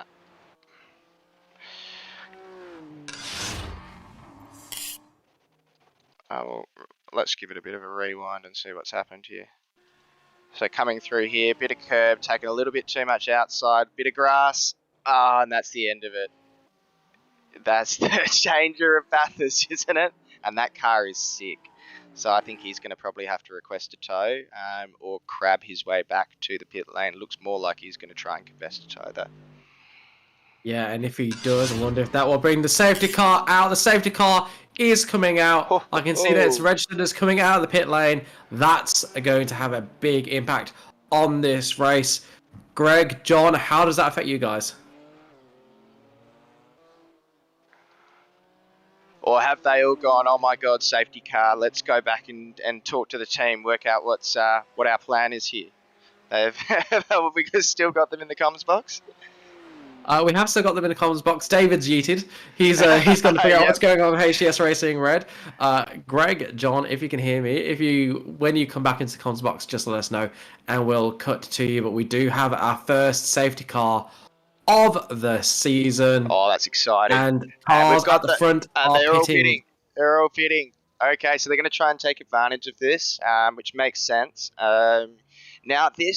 So there are guys that this is super important for. Connor Nixon there in 7th, 36 seconds down on those leading guys ahead. Suddenly is going to be right up with them. That difficulty earlier in the race is suddenly going to be no longer an issue. Kidney Stone Brothers Racing as well, not Kidney Stone Brothers Racing, sorry, the Vermilion car of Ked Economos staying out while the rest of them pit in behind, deciding they did pit fairly recently. So, you know, whether or not, okay, you can put in 15 minutes of fuel, but a 5-place track position, that could be more worthwhile than that extra little bit of fuel, right? Yeah, interesting to see Connor Nixon in the Boone Motorsports black entry pitting. I thought there might be, if there was a car that was going to stay out and go for track position, I thought we might see them do it. Perhaps they decided, actually, we're at the back of this lead group. If we take the pit, we're in line with everybody else, and it's the start of the race again. Fresh start, starting in 7th place. Maybe they decided that's better than running an alternate strategy, but getting the track position. So that's an interesting call, because Connor Nixon has had some pace after he got past us, basically calling him a smooth operator and putting the jinx on him early in the race so that he crashed at the start of the race. That's the second broadcast in a row I've done that. So I'm not going to be his favourite person in the world, but I'm sure he'll get me back on track at some point. As well, just while we've got them in the comms box, so John Baldwin's in the comm box with us. Mate, how's your race going, and what does this safety car mean for your race? Race was going okay. We copped the 15-second pit lane infringement, so that kind of hurt us a little bit. But having the safety car come out where it did, with Guy basically just coming out of the chase, that's probably helped us out heaps, because we were able to really not spend much time behind the safety car to get some pit service done. So we can extend Guy's stint a little bit more and probably get back amongst it with Spiro the Lambo and Tactics Blue, although they're going to fall a few laps behind now because they've got a tow. So we'll probably be back in a fight with Vermilion and Spiro. Excellent. No, that's very exciting. I am sort of glad we've seen this at this point in the season. It was right when that race was sort of starting to pull apart a little bit. We saw the cars really close in that early sector. But since, as you often see in that first pit stop, it branched out a little bit more as well. We've got Greg Padgett in the box with us too. Mate, how did you find your first stint? How many stints are you doing? How are we feeling in the pink Beam Boss Mercedes today? Oh, look, mate, the first stint job was just to get through it with 0x. I think I had 1x, a little braking error coming into the S's and scraped the paint. But other than that, we're just sort of racing ourselves. We're getting quicker and quicker each lap. So, yeah, should be a fun day. If we can make the 8 hours, that'd be great. Absolutely. And do you think this safety car helps you? Do you think it hinders you? Where were you sitting on track before that? Does it bring someone in closer behind you, or does it help you get closer up to the guys ahead, do you reckon? It will definitely help us get closer to the guy ahead, but we're a lap down already. So, like I said, we're just in it for the fun aspect of it. And we're not going to score any points because we changed from a Porsche to a Mercedes this week. So okay, it's just all about fun for us. Yeah, absolutely. So that's interesting. So why did you guys decide to make that car change? Oh, because I've been driving the Merc all year, and so has Adam. Brett's been in the Ferrari. We tossed up between the two, and we just ran with the Merc. So yeah, fair enough. Because the only Mercedes in the field today. So very dominated by BMWs. I'm not sure, have you driven the BMW? I've never driven it. But it seems to be very popular in this caper. And there's a few Lambos as well. So how many other stints do you reckon you got for the rest of the day? So we've got Brett in the car at the moment. Is there anyone else racing with you today, Greg? Yeah, Adam's going to probably have to do a double stint in the middle because he can't race towards the end. But I'm struggling with me lung function at the moment. Yep. So I'll probably do at least one more, but we'll see how we go. Yeah, absolutely. No, it's good. That's a good effort doing an hour-long stint, all things considered, for you, because I know that's quite a long period of time to be on the sim when you're struggling, sort of as you are at the moment. So, well done with that. I don't know. I assume the safety car might be in this lap. Are there any sort of team comms from your side on what that is? Oh, as well, Adam Tice, my friendly up-and-comers commentator. How are you, mate? Hey, buddy. I'm actually. It's a flying visit, my friend. Because hey, GP, when you're talking with the boys here, you're in the race chat as well. Somehow you're coming across in the race chat. So I thought I'd just jump in. Oh, okay. If we map the same button, maybe. Maybe. Yeah. If he's still there. Anyway, I'm doing a test run. I'm jumping in next, so I better jump out. Sorry about that. Okay, we'll talk to you later, hopefully, Adam, Thanks, if mate. you get around to it. Cheers. Excellent. So, see some cars starting to try and warm up their tyres. I would imagine the safety car is in this lap. Moving along. Yeah, go ahead. With the login system safety car might stay out just a little bit longer because I wonder if they'll let the lapped cars unlap themselves. That would be Matt Smitke, Pete Edwards, Brett Bradbury, and Adam Burhop. I wonder if they'll let them all get back onto the lead lap or whether we will just go racing as is, as they are at the back of the pack, I believe. Yes, so Schmidt right in right the centre of this battle if they don't let him through. There is a real aspect. I hope they let them through because it adds to the intrigue of the race to get everyone back on that lead lap as well. But also, you don't want to be Schmidt right now between the leader and second place, who have been having an unbelievable battle all race. Getting out of the way of that many cars over a short period of time, you'd just be going through hell corner, I think, pulling to the side and letting everyone go past if I was him. But we know as well that he's a racer and he's not just going to give up time and position just out of kindness. There'll be a reason as well. Yeah, absolutely. So we'll keep a close eye on what hopefully the that's not coming through on the broadcast now. What isn't, sorry? I just mapped a different button for in here. Okay. Great. So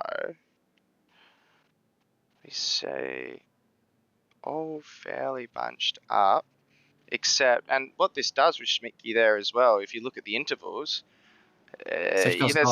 safety car's gone, okay. At least it looked like it had gone. Yes, you can see it on the track map. Look how far away it is from the next car. This is Kenny Conamos. He is leading the pack. He will decide when to put the foot down and get us racing again. They're coming through the final corner now. It's only a few seconds to race before this race is underway. He's put the foot down. He's gone. And he's got a great jump on Brock Kelly. And the slower entry being driven by Matt Smitke, which is a lapped car. So as we said, we wonder if he will pull over once he gets through this first corner, if he will try to run with this lead group to gain some time. Not pulling over as of yet. Brock Kelly will not be happy. He'll want to get past this car as fast as he can, and he might just do so before the end of this straight. Yeah, there he goes. So the top two are Linus Stern on track again. Here we got Jared Knight putting some pressure on Todd Hayne, his stablemate in HGS Racing yellow entry, being attacked by HGS Racing red. They got Accelerate right behind them, so they cannot afford to lose any time. Is he going to make a move for here? No, decides not to make a move for the cutting. I think that's a good decision. And look at that. We got Matt Smitke in between Brock Kelly and Brenton Jewell. This is absolutely beautiful. Brock Kelly, he's being given a free gap. The gap already 1.8 seconds between second and third place, and it's going to be longer than that before Brenton Jewell can get past the slow and slow entry. Absolutely, and we've seen this Vermilion Motorsports entry trying to make the most of their track position, try and build that bit of a lead, hoping those cars battle behind, knowing full well there's going to be a little bit more fuel that they have to put in than pretty much everyone else on this track at some point throughout this race. Only mover on that restart was Connor Nixon, making his way into P7 in that Vermilion Motorsports black entry. They're back where they started. That's where they qualified. So a good effort to be back there, and we'll see whether he can make his way up to Visma in that Accelerate entry, make his way with those top six that are that real pace of the field at the moment. Quite a big gap already here between HDS Racing Blue and that Red Line Porsche as well. Whether HDS Racing Blue got a little bit held up over Skyline, with Schmidtke trying to get out of the way, but there's nowhere to get out of the way through there. So that's created a little bit of a gap. We'll see if they can close that up. We've also seen Kelly able to pump out laps when he needs to, and he is now within a second of that Vermilion entry out in front. I wouldn't be surprised if he has a crack at overtaking that in the next few laps, given the pace of that Porsche so far this race. Big battle here too. So this is Guy Leach and the Kidney Stone Brothers Racing entry on Spyro the Lambo. These guys have been, these three actually, with the slow in, slow out entry behind, have been having a great battle this entire race, and this being closed up has just accelerated that. You've got the Beam Boss entry behind, sort of trying to sit with the cars ahead, doing a good job there, but also a lap down. So interesting to note is that third car in this little pack behind Spyro the Lambo is Tractis Racing Blue. So they were in a battle with Kidney Stone Brothers Racing Spyro the Lambo. It was a 3-0 battle that had begun on a race, but of course it was Tractis Racing Blue that brought out the safety car. So they're actually a lap down, but despite being a lap down, they've ended up in the correct position, sort of on track with the cars they were racing. So I assume in that car they'll be thinking, you know what, we'll just ignore the fact we're a lap down and we'll consider us on the same lap and go racing. So it'll be interesting to see what they do here, if they are comfortable going for an overtake, trying to unlap themselves against those cars to see whether they would stack up, or whether they do sit behind and play the gentleman's game and thinking, you know what, we're lap down, we're not actually in this battle right now. But yeah, Kidney Stone Brothers Racing all over the back of Spyro the Lambo. I believe Spyro the Lambo was ahead of Kidney Stone Brothers Racing earlier on because Kidney Stone Brothers Racing, they had that issue in the pit lane that got them 15 seconds added to their pit time, and they came out detached from that battle. So what the safety car has done is put them back into that battle. So Spyro the Lambo versus Kidney Stone Brothers Racing round 2 can go on. They got Tractis Racing Blue as a wild card there, lap down, and we'll see what they do. Absolutely. So this is actually probably gone out. Those gaps have moved out probably a little bit more than we would have expected on that restart, and I think that is largely down to the lapped cars not being waved through in many cases. We see a move from the Ferrari of the Kidney Stone Brothers Racing. They do get past Spyro the Lambo there. They've been threatening that for the last lap, and we'll see if they pull away, but these guys have been pretty close on track this entire race so far as well. Economos under huge pressure now. Kelly right behind him. That Porsche looking brilliant through this section. Whether Economos decides to put up a fight, too much of a fight, I'm not sure. Or decides that there's 3 HDS racing cars behind. Do we let him through and try and follow along and keep the pace? We'll find out.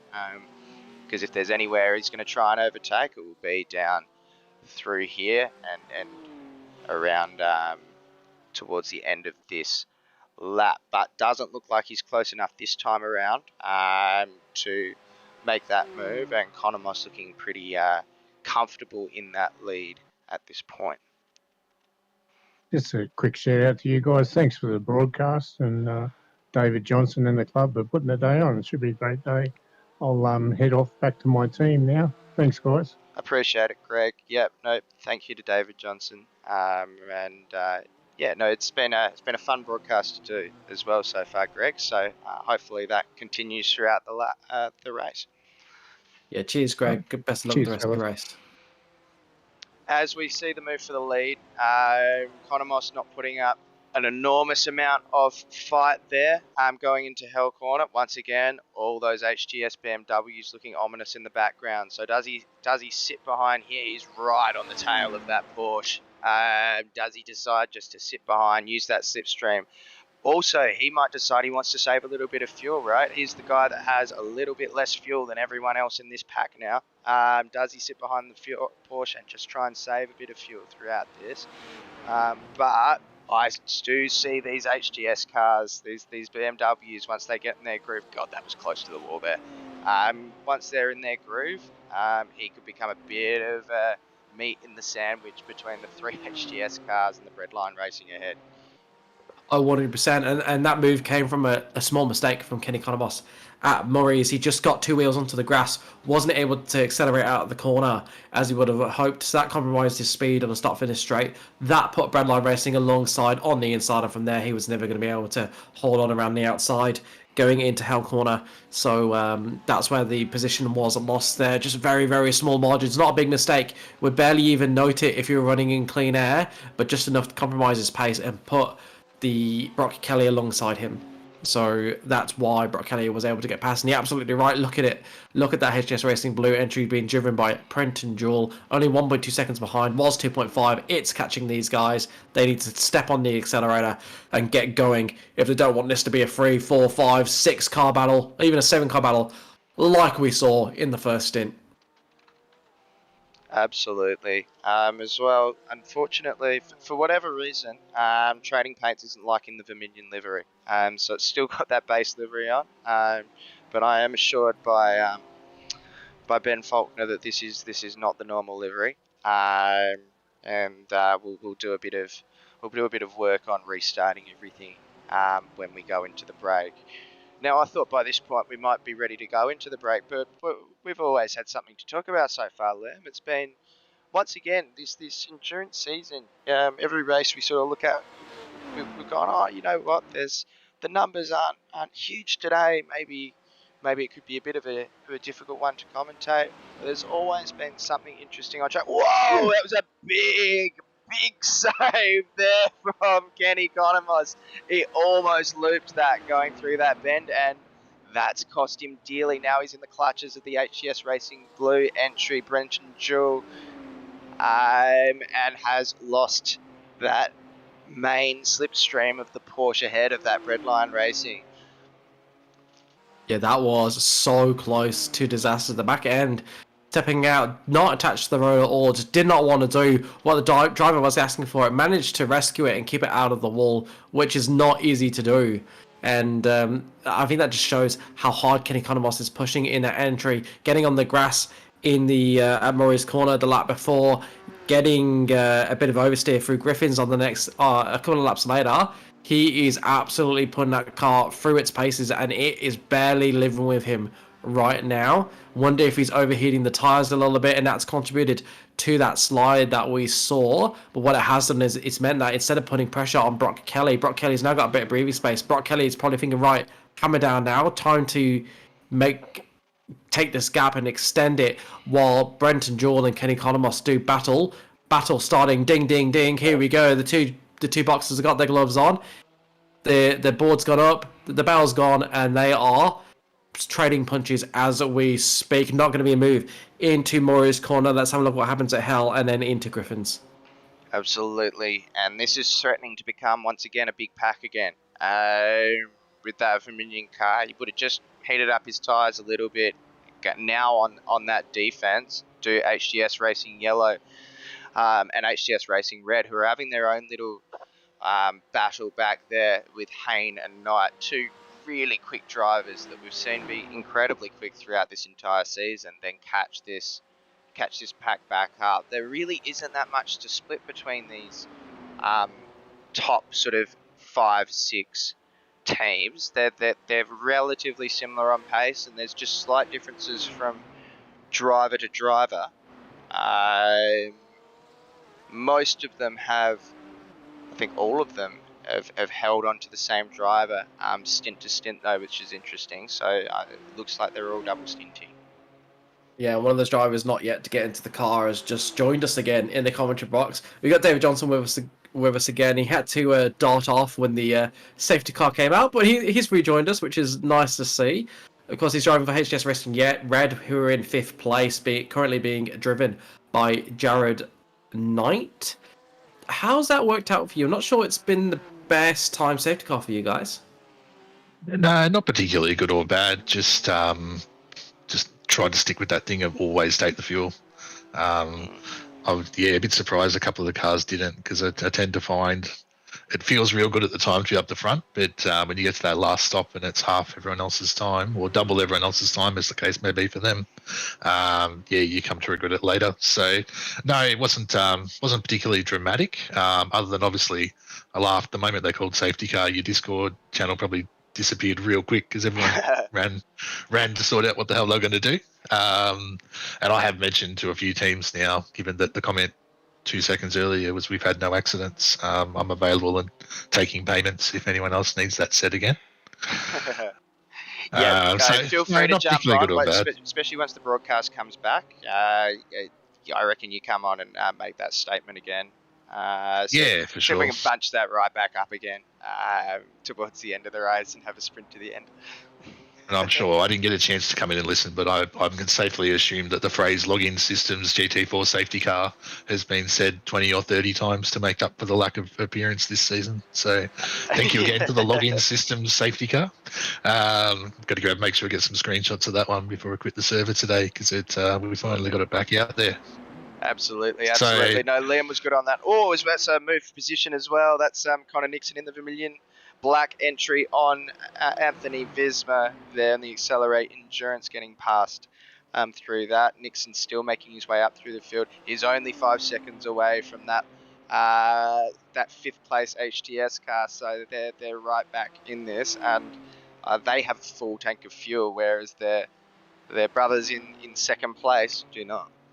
Anyway, to continue.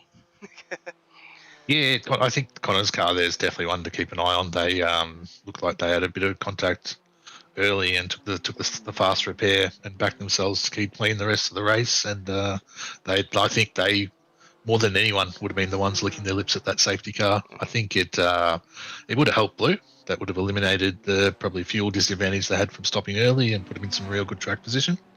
But I think, Connor Nixon's Vermilion car, they would have been rubbing their hands together when that safety car came out. Yeah, absolutely. I think he made up about 35 seconds to the next car in front from that. So very much a bonus there as well. This top three now coming together. They're only a second and a half apart. So certainly something there. Yellow is still off the back of this, 2.5 seconds down. So HTS ready to put on a show and make some explosions at some point, do we think, David?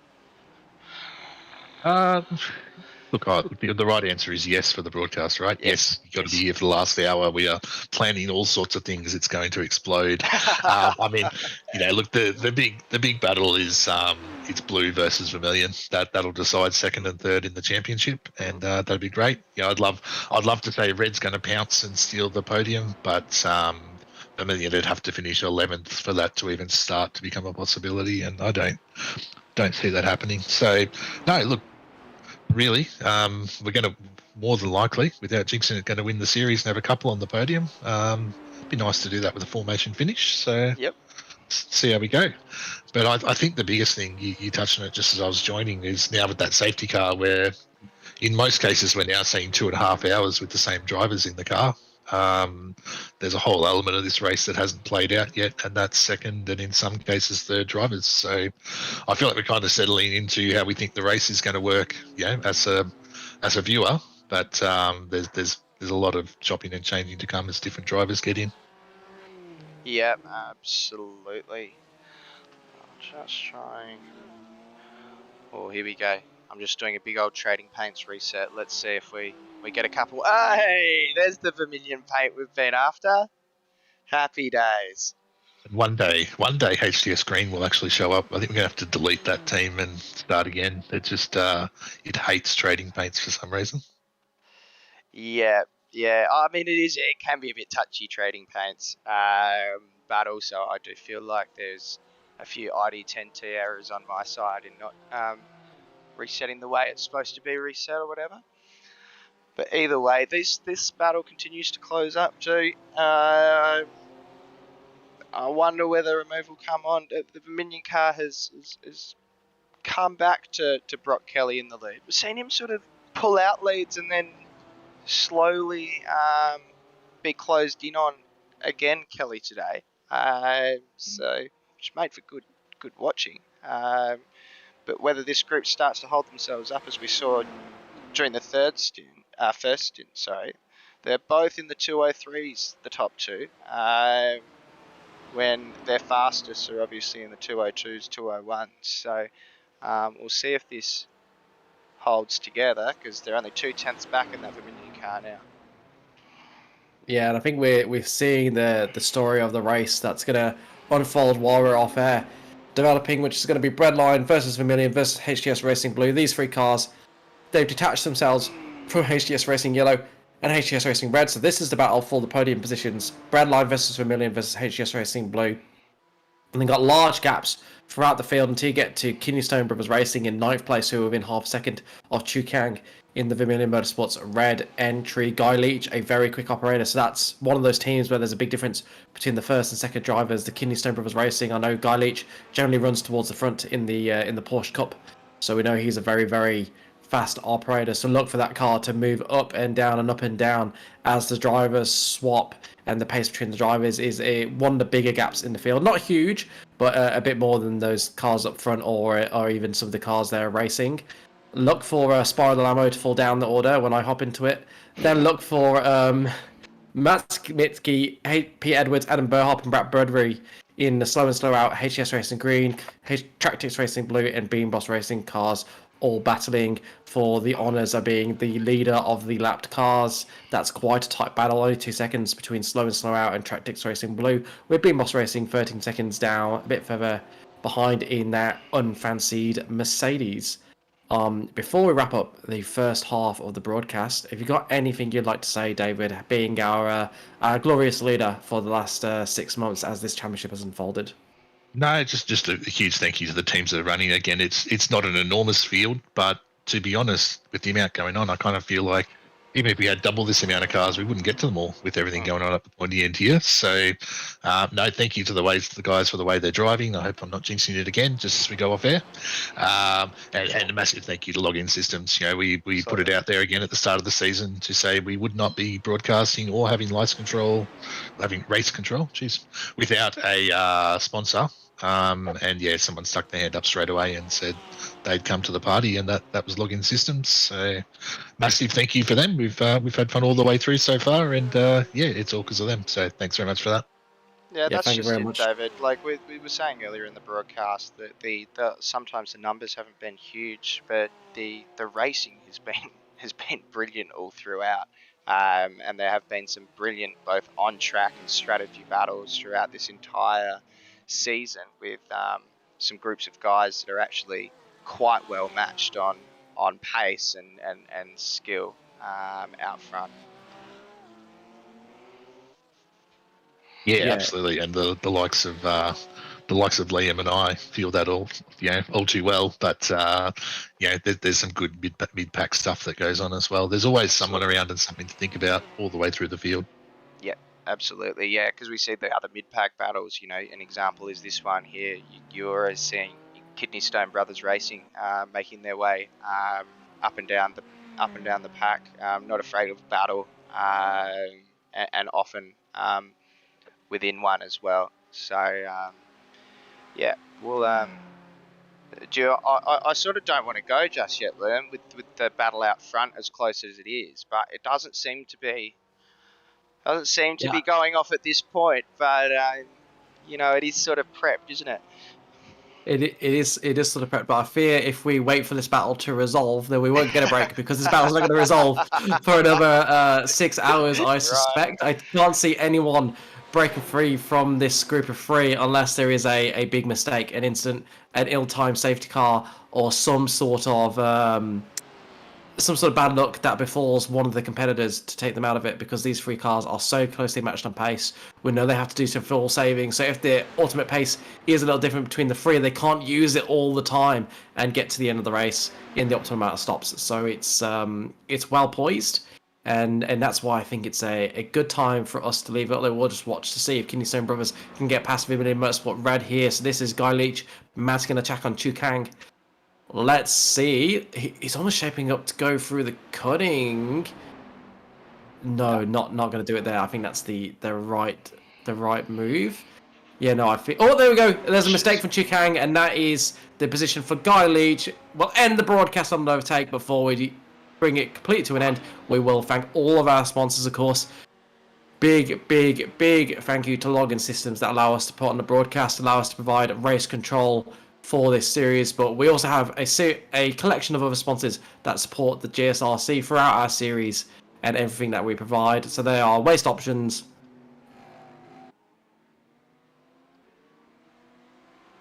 keep scrolling through that banner to get to the next one. Waste Options, Stick Finance Insurance and Wealth,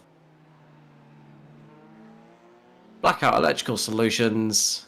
Next we've got Fisher Door Lawyers, Flash Graphics, and back to Login Systems. I believe that's all of our sponsors for this season. Big thank you to all those. An even bigger thank you to Login Systems. I'm Liam Banks. Alongside me, bringing you the broadcast has been Sam Chapman. We'll be back with about an hour and a half of this race remaining, give or take a little bit. So that puts us at around 5:30 Sydney time. Yeah. So what do we start? We started at 11. At 11 o'clock, 8-hour race, so we'll expect it to finish just after 7 p.m. So I would say we join in at least for the last hour and a half, probably at I'd say about 5:30. I'd say Liam, but maybe jump on a little bit earlier. We'll see how we go. Yeah, it'll be sometime between 5 and 5:30, probably closer to 5:30. As soon as we get on and ready, we'll bring you broadcast. We won't hang around and wait for that 5:30 marker, but it will be around then. So please enjoy your races up until then. If you are racing, enjoy your days. If you are just watching for a bit of fun, and we will be back to bring you the conclusion of this battle between Brock Kelly, Kenny Conamos, and Brenton Jewell in the Breadline Racing, Vermilion Motorsports, and HGS Racing Blue entries in about 5 hours' time. See you soon.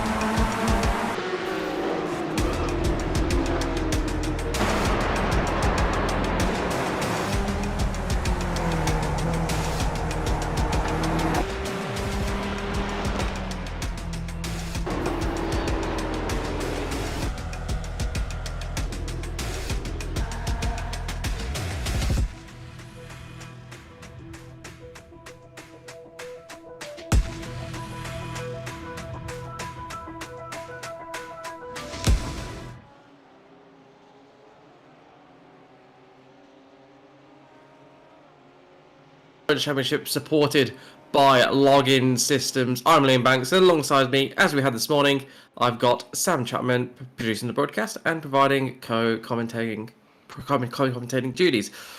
There's been a lot happening while you've been gone, so we'll do our best to catch you up on everything that's happened, including the current state of the race and some of the big incidents that unfolded. We've had a few safety cars, as well as some other incidents that didn't necessitate a safety car, and the complexion of this race has changed quite a bit since we left you in the wee hours of the morning, as you would expect, with 5 hours of racing having occurred since then. We're on lap 181, 6.5 hours in. We've got another hour and a half to go. We'll then have some post-show, get some of the drivers up into the comms box, have a bit of a chat with them, and then we'll say goodbye and wrap up the first term of the GSRC Endurance Championship in 2023. Bathurst is a tough track, I can talk from experience, and a few cars have come unstuck. Cars that haven't come unstuck though are HGS Racing Yellow, Vermilion Motorsports, Accelerate Endurance, and HGS Racing Blue, which have solidified themselves as the 4 cars still in the hunt for the final race victory in Season 1 of 2023. HGS Racing Yellow in the best position with a 9-second lead over Ben Faulkner of Vermilion Motorsports, who has led a hefty chunk of this race at part whilst we have been off air. Accelerate Endurance are in third place after HGS Racing Blue came unstuck a little bit earlier, if my memory serves me correctly, because I saw them coming back up through the field earlier on today. HGS Racing Red with David Johnson, our series organizer, in the cockpit at the moment. They're a 1 minute and 6 seconds behind HGS Racing Blue, so they're well out of that battle for the top 4 positions, but solidly in 5th place, with only Brock Kelly from Breadline Racing looking like they could do anything about that. But they are 40 seconds behind, so it's going to take a mistake from HGS Racing Red for their 5th place to come under threat. Behind them, there's been some changes, mostly due to the incompetence of one of Spyro the Lambo's drivers, whose name rhymes with Liam Banks, and they had just a complete lack of talent and accidentally took out Kidney Stone Brothers Racing, received a drive-through, redressed themselves, which is why they're in 8th place, and Kidney Stone Brothers are out of this race, 40 laps down in 11th, so many apologies to you. They did message and say I owe them a slab, and I think I owe them multiple slabs because it wasn't great, and I'm secretly hoping that Sam can't find replays for that. In 7th place, we have Slow and Slow Out, so they've had a really good recovery while we've been gone. They didn't have a great start to the race. We're down in the bottom 3 at one point, but they've recovered all the way up to 7th place, a mixture of their own pace and benefiting from others' misfortune. We've then got HGS Racing Green in 9th place, 2 laps down, along with Tractix Racing Blue, who had a couple of incidents while we were away, so they were at one point in that battle with Spyro the Lambo and Kidney Stone Brothers Racing, but that battle has completely dissipated through the misfortune of all 3 of those cars. We then got Bean Boss Racing, they're in 12th place, 48 laps down. They had a nasty shunt that put them out of the race, and then Vermilion Motorsports Black and Vermilion Motorsports Red, I'm not quite sure what happened to them, but both of those ended up out of the race through incidents. Well, so if we have a look, so it has changed up the where the race happened. Now, you might have said it throughout that. Do you know what happened to Breadline there? Because they were leading a lot of that first part of the race until Vermilion took over there during that safety car period with the login system safety car. I believe they may have caused the safety car. Oh. I may be wrong in that, but they definitely had an incident at one point, and that's why they fell down the field. At one point, it looked like we might end up in a race with them, but that didn't eventuate. So yeah, they've definitely had some misfortune while we've been gone. I'm not entirely sure what happened. I think I was a bit busy behind the wheel at that point. Mm-hmm. Well, let's see how far back we can go. We can go back. I have seen some big red lines with one Liam Banks on there, so we'll be hopeful we'll be able to see what happened there. This one's very far back, so I don't think it will work, but we've got to give it a crack. Nah, it's not going to work that far back, that one. Oh, I don't know. So let's have a look at what happened here. No, we're back live. I was being a bit too optimistic on the time frame on that one. How far are we? 6.5 hours in, so just over an hour and a half left. Look at these two as well. So this is the battle for third place, so for the final step of the podium between Accelerate Insurance and HTS Racing Blue. So yeah, it's really those top 4 that look to have not had those incidents. Well, actually, along with HTS Racing Red as well. I know David Johnson said that they have thrown in a few very quick HTS drivers into that team, so they're probably a bit up the line comparatively. But yeah, and then it really has shaken up after that, hasn't it? So let's try, I reckon. Let's see if I can go a couple of hours back, if it will be happy with that. Oh, okay. So that's HTS Racing Green, finding the wall at the top of the hill. Mm-hmm.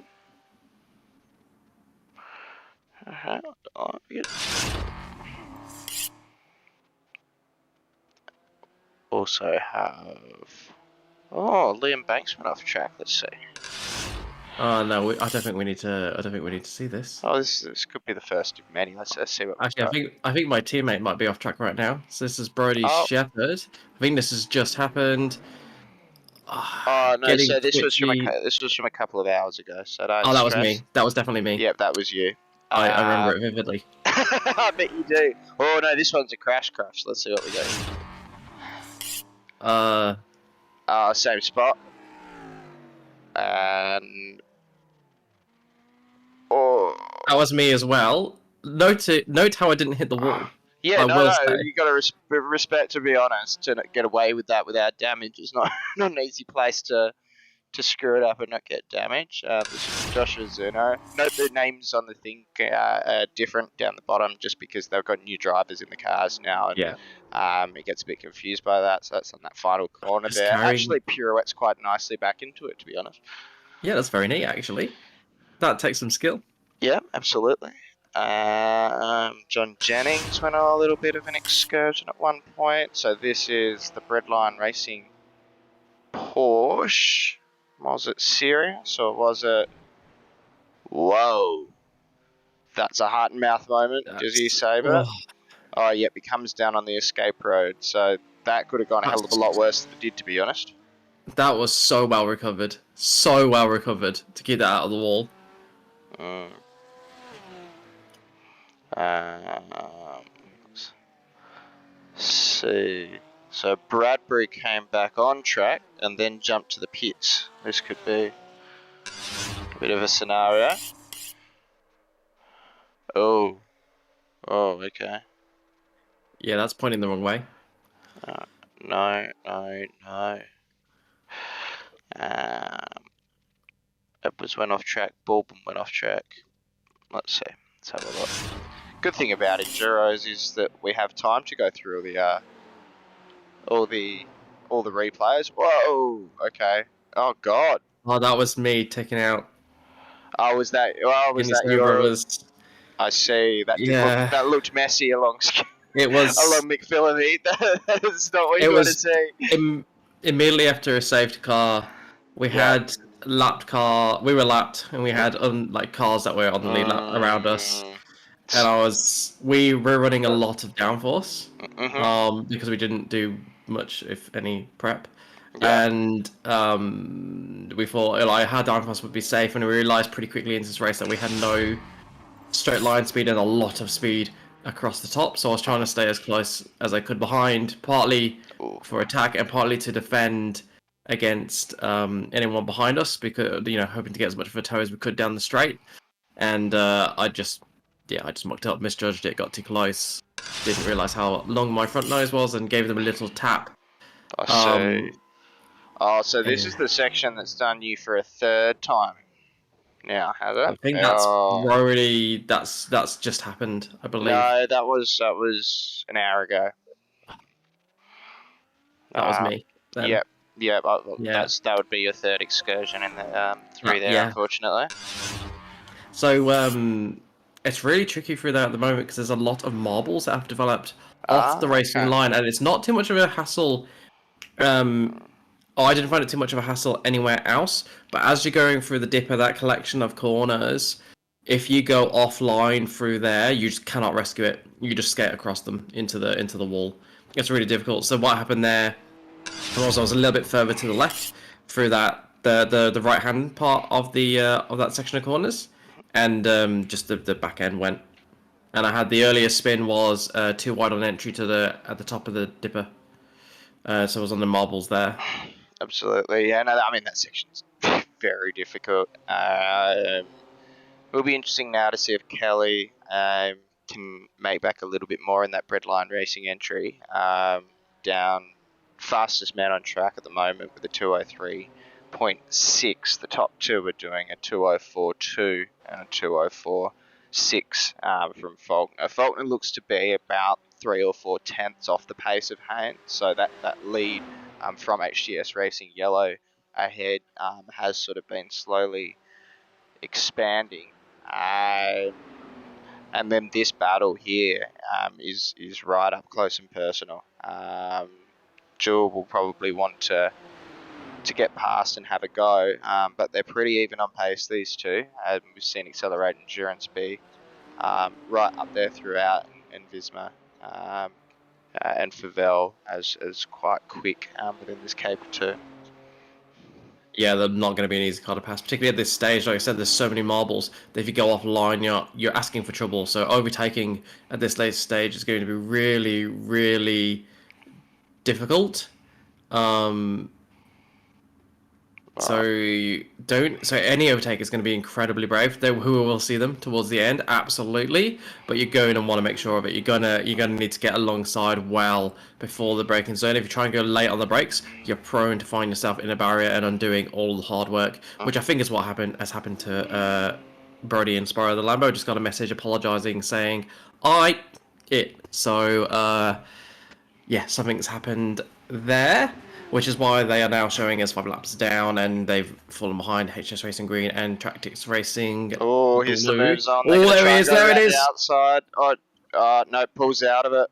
Okay, so yep, Anthony Visma there, giving that position to Brendan Jewell. Brendan Jewell really demanding that position though as well. Now he'll be followed behind. If we have a look at let's get the pit strategy up so we can have a look at where everyone's at on that front. Yeah, really difficult to do that. So got a better run out of Forest Elbow. Managed to get alongside as they get towards the chase, but just putting it on the inside. That is a brave move. It's hard to state just how brave that is when you're actually in the car. Going at, almost terminal velocity down the straight, that kink, it's much more of a corner than sometimes it can appear on the broadcast, and to go alongside somebody else through there is really sending a statement that you want that position. And Anthony Visma deciding, if you want it that much that you're going to go side by side through there, I'm going to give it to you because I do not want to be doing that lap after lap for the next hour and 17 minutes. Absolutely, and I've just got the pit stop strategy in the corner there. Interesting, there probably isn't a lot of gamesmanship on the pit stop front. They're largely running similar strategies. They've each sort of had 7, 6, and 8 pit stops respectively, but all of their last pit stops down until you hit 6 were between that 16 and 18 laps ago mark. So we probably won't see huge differentials on that front as far as jumping ahead. Really, we're probably talking about pace now, more than strategy in this race, as far as I can tell them. Yeah, I think the safety cars have really put to pay a lot of the strategy battle. Yep. They've kind of dictated when the pit stops were going to be. Quite often they've happened sort of around that pit stop time anyway, or at the times where it kind of neatly falls on the hour, and that if you pit now, you're going to be able to get to the end with a set amount of pit stops, and no one's going to be able to get through it with less. So it's really necessitated the strategy. But what will be interesting to see if anybody does anything different on this last stint. Doesn't look like it, like I said, from that graphic, but you never know when someone's going to do something a little bit crazy. No, you never know. Well, and you never know whether we get another pit stop, another logging system safety car as well, right? Well, clearly there has been a bit of carnage at times throughout the race. So it's that could happen again. But obviously, it's very easy to go around this track, and when you go around up the top around McPhillamy Skyline as you're coming down through the dip, a safety car makes sense because it's a very if it was real world dangerous and it being the virtual world risky situation. Yeah, absolutely. I'm just looking now to find out how many safety cars we've had during the race while we've been gone. So we left the broadcast. It would have been about 12 o'clock Adelaide time, 12:30 Sydney time. So we've had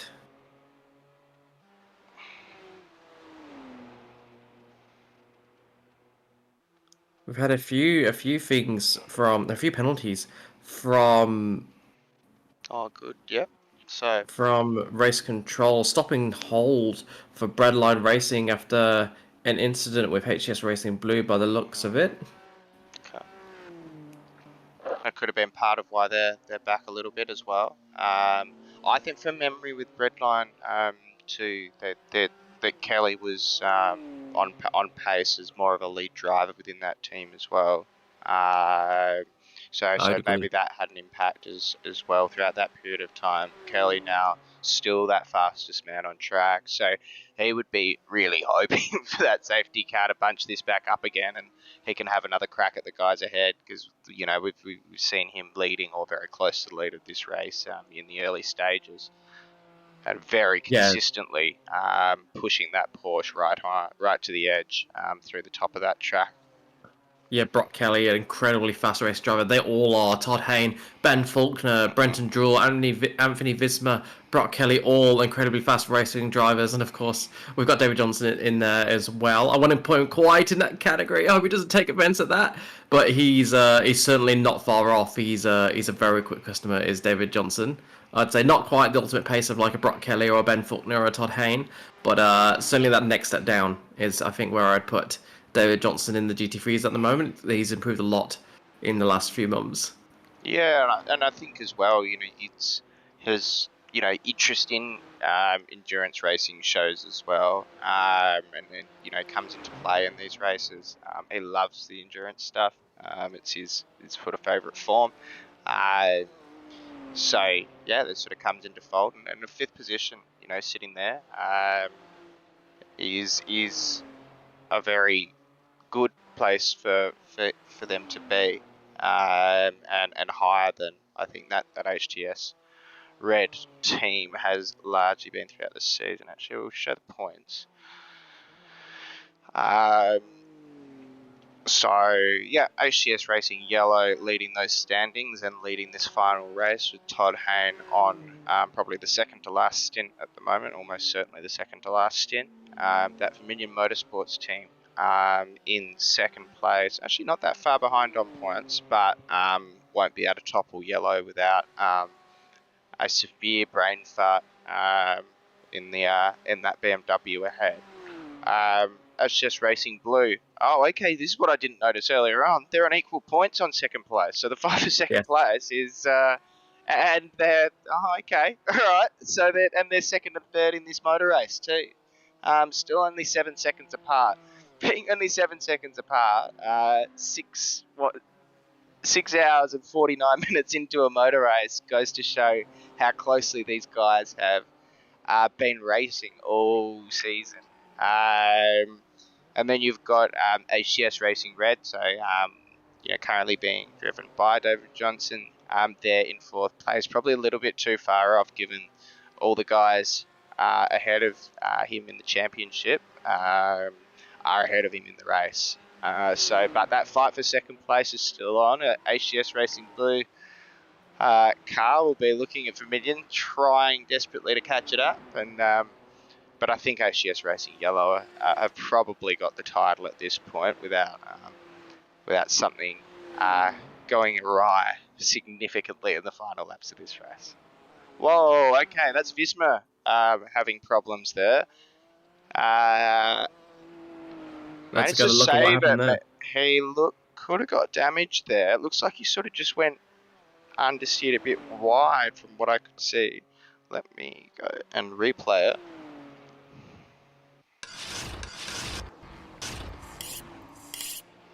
Let's come through here pretty quick. A little bit too much speed. Didn't get into, through there. Getting into the apex of that corner is so important for having pace. And he came in with a little bit too much speed, missed that apex, and got a little bit squirrely. Touched that outside, but I don't think there's serious damage from that. It didn't look like a serious hit, but it's enough to shake you up.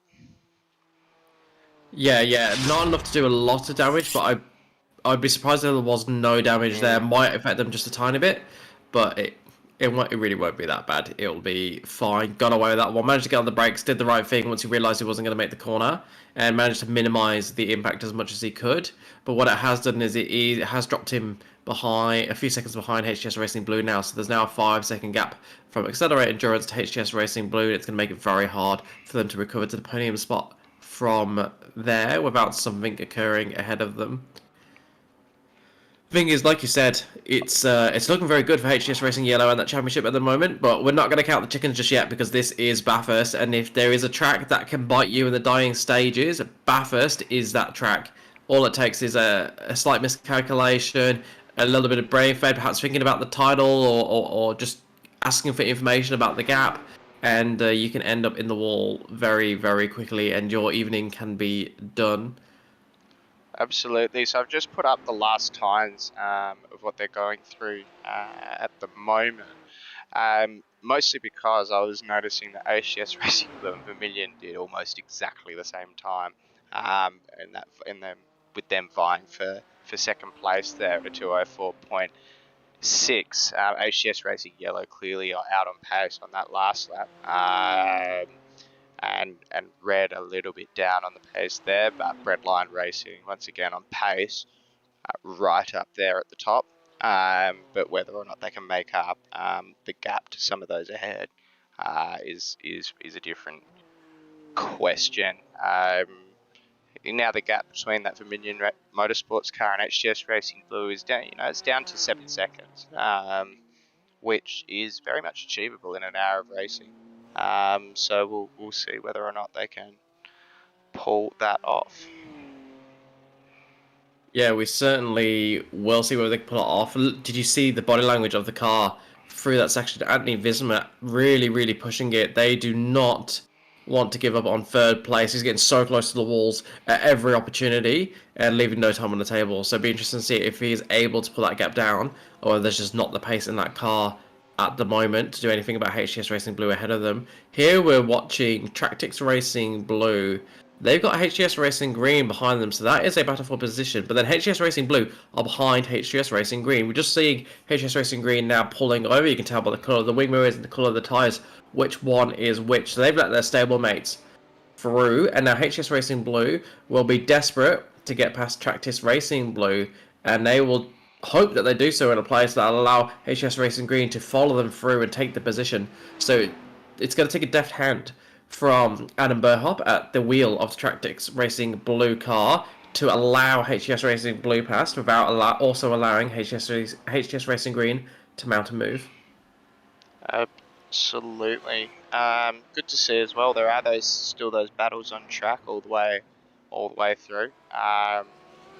Yeah, once again, being an 8-hour race, to still have battles on track with not a huge field is goes to show that there is quite a closeness in this field. If we as well, so we're starting. So we're at 6 hours and 54 minutes in. So would you say what the next sort of 5 minutes we'll expect people to try for their final stop lane? Yeah, so if you go flat out, depending on the make of car you're in, you might not quite make an hour.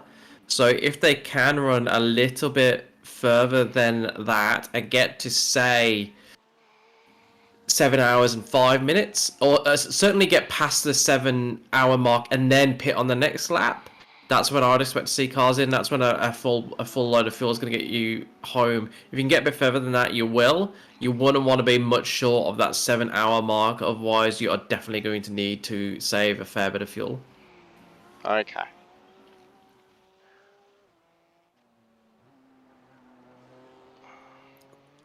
So now we're just tracking Ben Faulkner in the Pride Month Vermilion Motorsports livery. Good to see that we've managed to get trading paints working, and we've got that livery, and we're able to show it you in all of its glory. It's a beautiful livery for a good cause. However, he's going to need to put his foot down if he wants to make any inroads into that gap to HTS Racing Yellow. Gap now at 12.5 seconds, hasn't quite had the pace to do anything about Todd Hayne up ahead. And knowing Ben Faulkner, he'll really want to change that. So we'll have to wait and see if he can do anything. But at the moment, it is all but checkmate to HTS Racing Yellow, unless there is a significant change in the comparative pace of those two cars. Good thing is, it doesn't really get better either when you look behind, because he's not really doing enough to hold on against HTS Racing Blue either. Last lap was half a second slower than Brenton Jewell. So, I mean, you look there, you can see Faulkner not as fast as Jewell across the last five or so laps, and also, yeah, had 3 laps where he was faster than Hayne, which looks good to begin with, but only slightly faster, less than a tenth of a second. But those lap 190, 191, a fair bit slower. So when Hayne is getting it right and getting into this 1-2 minute freeze, at the moment, Faulkner's not able to go with him, because we don't know if there's any fuel shenanigans going on in the background. But if that is a deficit in raw pace, it's going to be really hard for him to improve his finishing position, and instead he's going to have to start looking behind him at Brenton Jewell and the HTS Racing Blue entry and thinking about defence. So this is Brock Kelly for Redline Racing, making their last pit stop of the race, I imagine, bit earlier than I would have expected. They're going to need to do a bit of fuel saving to get it home from here. Be interested to see if they change the driver as well. But look at that car. That car is dirty. It is scratched. It has been in a hell of a motor race, and is still 1/8 of it to come. A full hour of racing. That's what we would call a standard length race in a GT3. So we've got a full race to go, really. I thought for a second they were retiring with the car disappearing, but just a change of driver there. So John Jennings in the car now. Yeah, and we would expect that to be their final stint, but yeah, they might have to save a little bit through there. I'm also not sure the Porsche might be good on fuel. Probably haven't quite tested that out yet, but we'll find out. I would imagine they would have measured it to perfection. We haven't sort of seen them I made those sort of mistakes so far this season, I don't think, Liam. So yeah, it does look like Hayne at this point has them covered behind. This gap here between Faulkner and Jewell, despite having a bit of a back and forward, when one's having a couple of bad laps, they then tend to come back after and have another couple of good laps. So this is sort of still sat at that 7-second mark. Whether HTS Racing Blue is preparing for a big final push once they do their final pit stop maybe as well. I don't know whether they're doing a driver change on either side. But this is certainly the battle for second, and unless Anthony Bismer in the Accelerate Endurance entry can really put his foot down and make it back after that error earlier, it looks like that podium is sorted, at least in who's going to be on it. Yeah, I think you were very accurate there. I'd agree with that statement of how the race is looking. I don't think we're expecting to see any changes for the podium, short of a mistake, but we've got really tired drivers. They started at 11 o'clock Eastern Standard Time. Those that did qualifying half an hour or an hour before that. So they've been at it for 8 hours now, if you include practice and qualifying. Some of these guys will be doing it in a 2-man team. They'll have done 4 hours of racing, and they'll be spotting for their teammate when they're not in the car.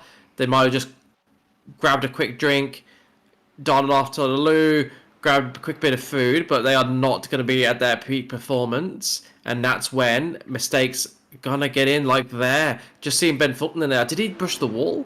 Looked like he did. Looked fairly borderline. You can go fairly wide there before you hit anything, but it's a risky business. Yes, well, I mean, we have some commentators in two-man teams that are. How many stints did you have to do in the end, mate, while we were away? I did 3 out of 4 stints there you while go. we were away. That's a big day at the office, really. A good sort of 3-4 hours of broadcasting and another 3-4 hours in the car. So yes, I think you'll have a good night's sleep tonight. Yeah, and I'm doing it on about maybe 4 hours sleep last night. Went to bed at 3 with a belly full of port. It was yeah, didn't get much sleep. So yeah, I'm just gonna blend broadcast. The broadcast is why I span it multiple times and took somebody else out of the race. I will say, however, not many people can spin 4 times around Bathurst and have the car still be in working order. So it takes a peculiar set of skills to be able to do that. But enough about my Sunday. That's going to mean I have some sympathy ice cream after this broadcast because everybody is coming in for their final pit stops, but some are being brave and staying out. So those cars that have made their final pit stops include Breadline Racing. They're the lead car that's had their final pit stop on lap 192. I think Sparrow the Lambo stopped too early to be able to get to the end. It's pitting on lap 180. That was 16 laps ago. So they're going to have a splash and dash to get to the end. We've now got HTS Racing Blue in their pit lane, the first of the big 3 of those 3 cars that we think it's going to be between for the win. So they'll be taking pretty much a full tank of fuel and going flat out until the end. HTS Racing Yellow, Vermilion Motorsports, and Accelerate Endurance have all continued. So they will not need a full set of fuel to get to the end. But interestingly, depending how deep they go, they may need tyres. And if they need tyres, could lengthen their pit stops artificially compared to just the fuel time. Or they may decide that they have to go without tyres and will have varying degrees of tyre life as a performance differentiator at the end of this race, which getting those decisions right could be what decides this race, because the gaps, they're comfortable at over 5 seconds between second and third and over 5 seconds between first and second, but they're not so big that if there is an inbuilt difference in the lap times that those cars are capable of across the final stint, that will make a difference. Yeah, absolutely will. So Brendan Gill, they're coming out in clean air. There was a bit of a gaggle of them there on the same part of the track. So he's got a lot of clean air ahead. Whether he can put that to use, we'll see. I would imagine, Faulkner will only have another lap or 2 left in him. They all pitted at sort of similar times in this front pack.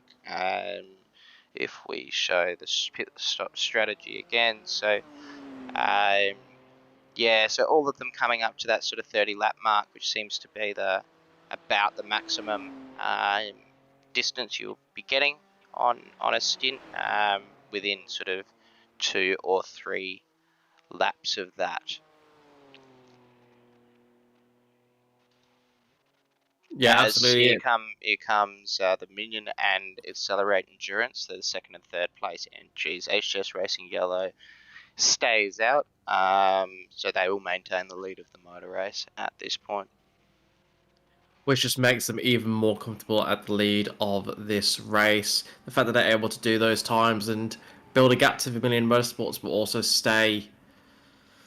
keep fuel saving, that's quite impressive. So we'll have to wait and see when they pit. I can't imagine they're going to go too much further, but they will stop for less time when they do eventually pit. And we'll just bring you those pit stop times as and when we get them, because it could be a point of interest here. I mean, look at that. You got Accelerate Endurance up on the jacks, Vermilion Motorsport car on the ground, indicating that perhaps they didn't take tyres and they are going to leap Accelerate Endurance and get out before them. Which you would expect, because they were out by about 14 seconds on them before the stop here. So we'll expect that to be roughly the same gap. here, and that will be our determinant as to whether or not there has been a gain in pits. So I've just put the pit times up there. They're all very close, 41.5s, 41.9s, 42.6s.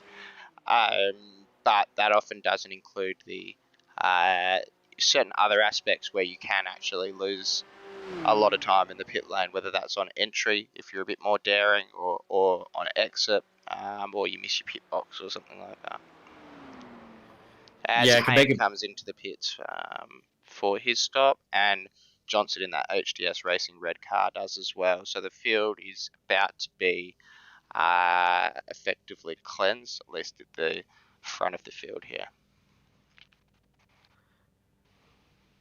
Yeah, so one of the things that you do see in a race like this, particularly with Bathurst, just look at the pit entry when you get a chance, because it is horribly tricky. It's really tight. You got a few twists and turns before you actually get into the pits, and it's very easy to make a mistake, put some wheels over some white lines, and earn yourself a penalty on pit entry. So watch Tractix Racing Blue go there, go over all those curbs, go over those too much, and you will get a penalty. So it's really essential that you get it right, because there's a lot of time to be gained or lost there compared to a more standard pit entry where you might just be straight and then getting on the brakes and as late as you can to get down to the speed limit, or perhaps just have a nice 90-degree left to right hand turn. That's a proper bit of racing you've got to do before you even get the opportunity to put more fuel into your car.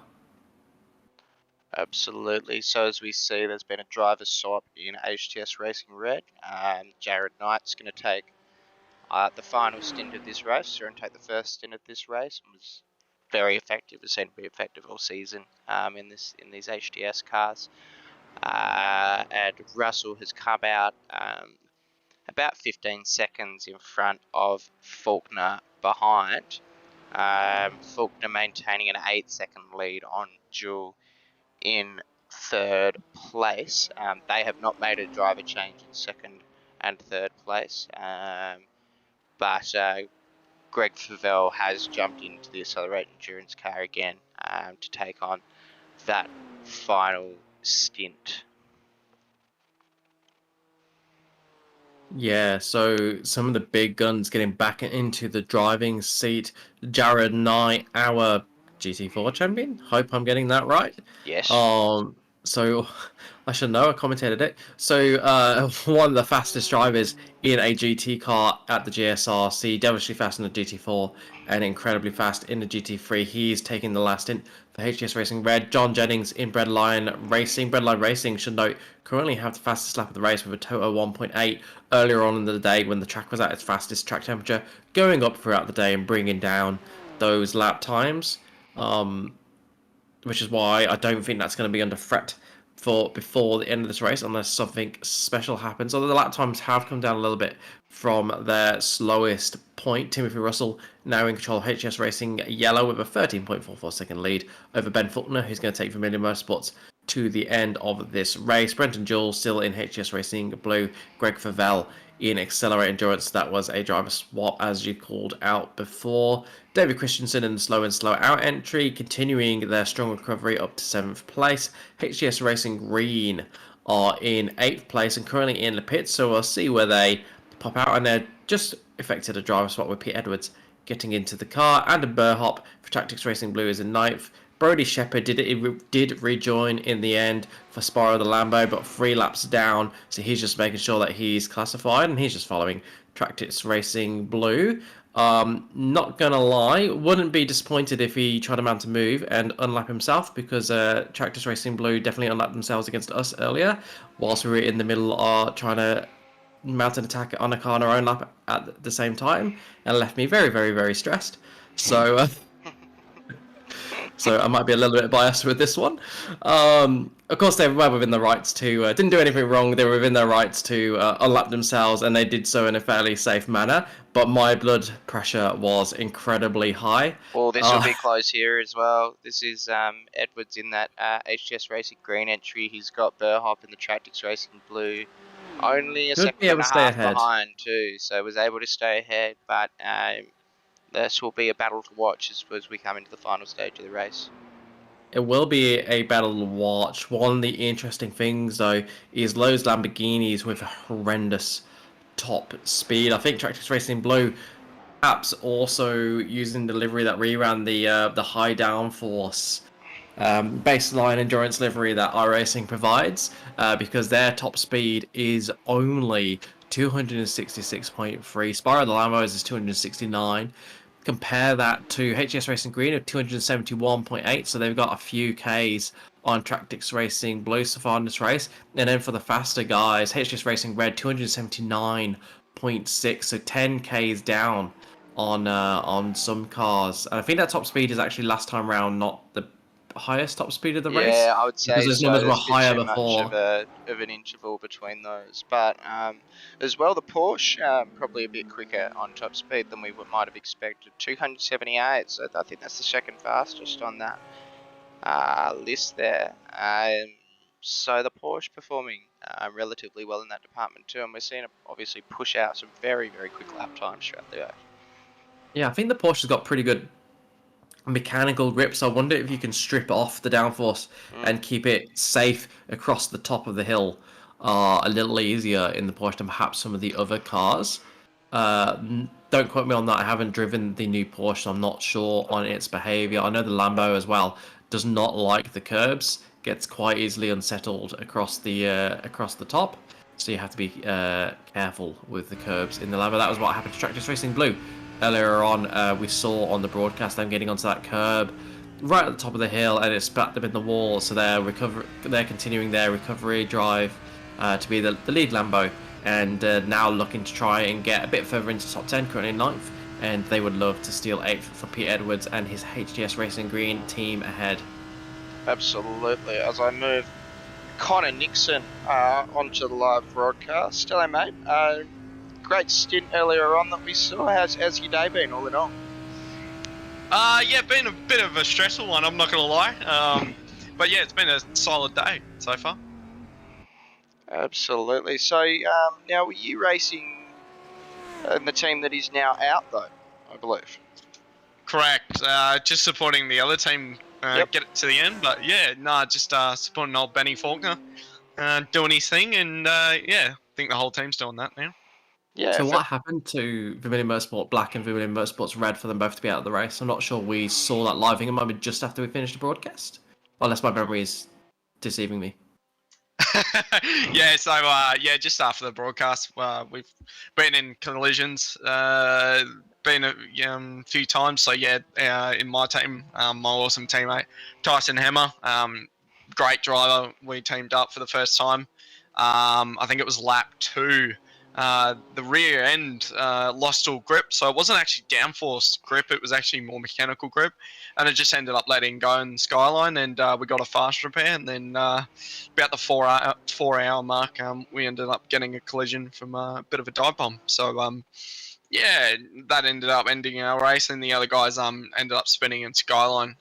Same thing, mechanical grip. So yeah, bit of an interesting day, but yeah, Kenny and Ben, just a miracle workers, really. Yeah, they are some smooth operators in that car. So you all chose to go with the BMWs. How does the BMW compare to the Porsche that Breadline Racing are running, or the Lamborghinis around here? Yeah, really good actually. Yeah, we worked on a set last night that we thought this will do, and yeah, it's been absolutely amazing all day. Really, really fast down the straight. Good mechanical grip when it wants to engage. Then yeah, no, it's been pretty solid.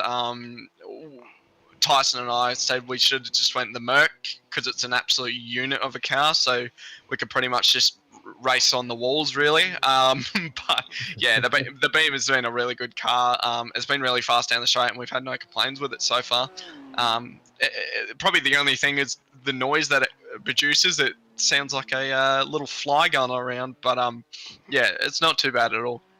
Yeah, when you compare it to like that throaty sound from the Lamborghini or the Merc, it's not the prettiest sound in the world. Although I think that I might have to move to the Merc if it's a unit that can bury itself in the walls and keep going.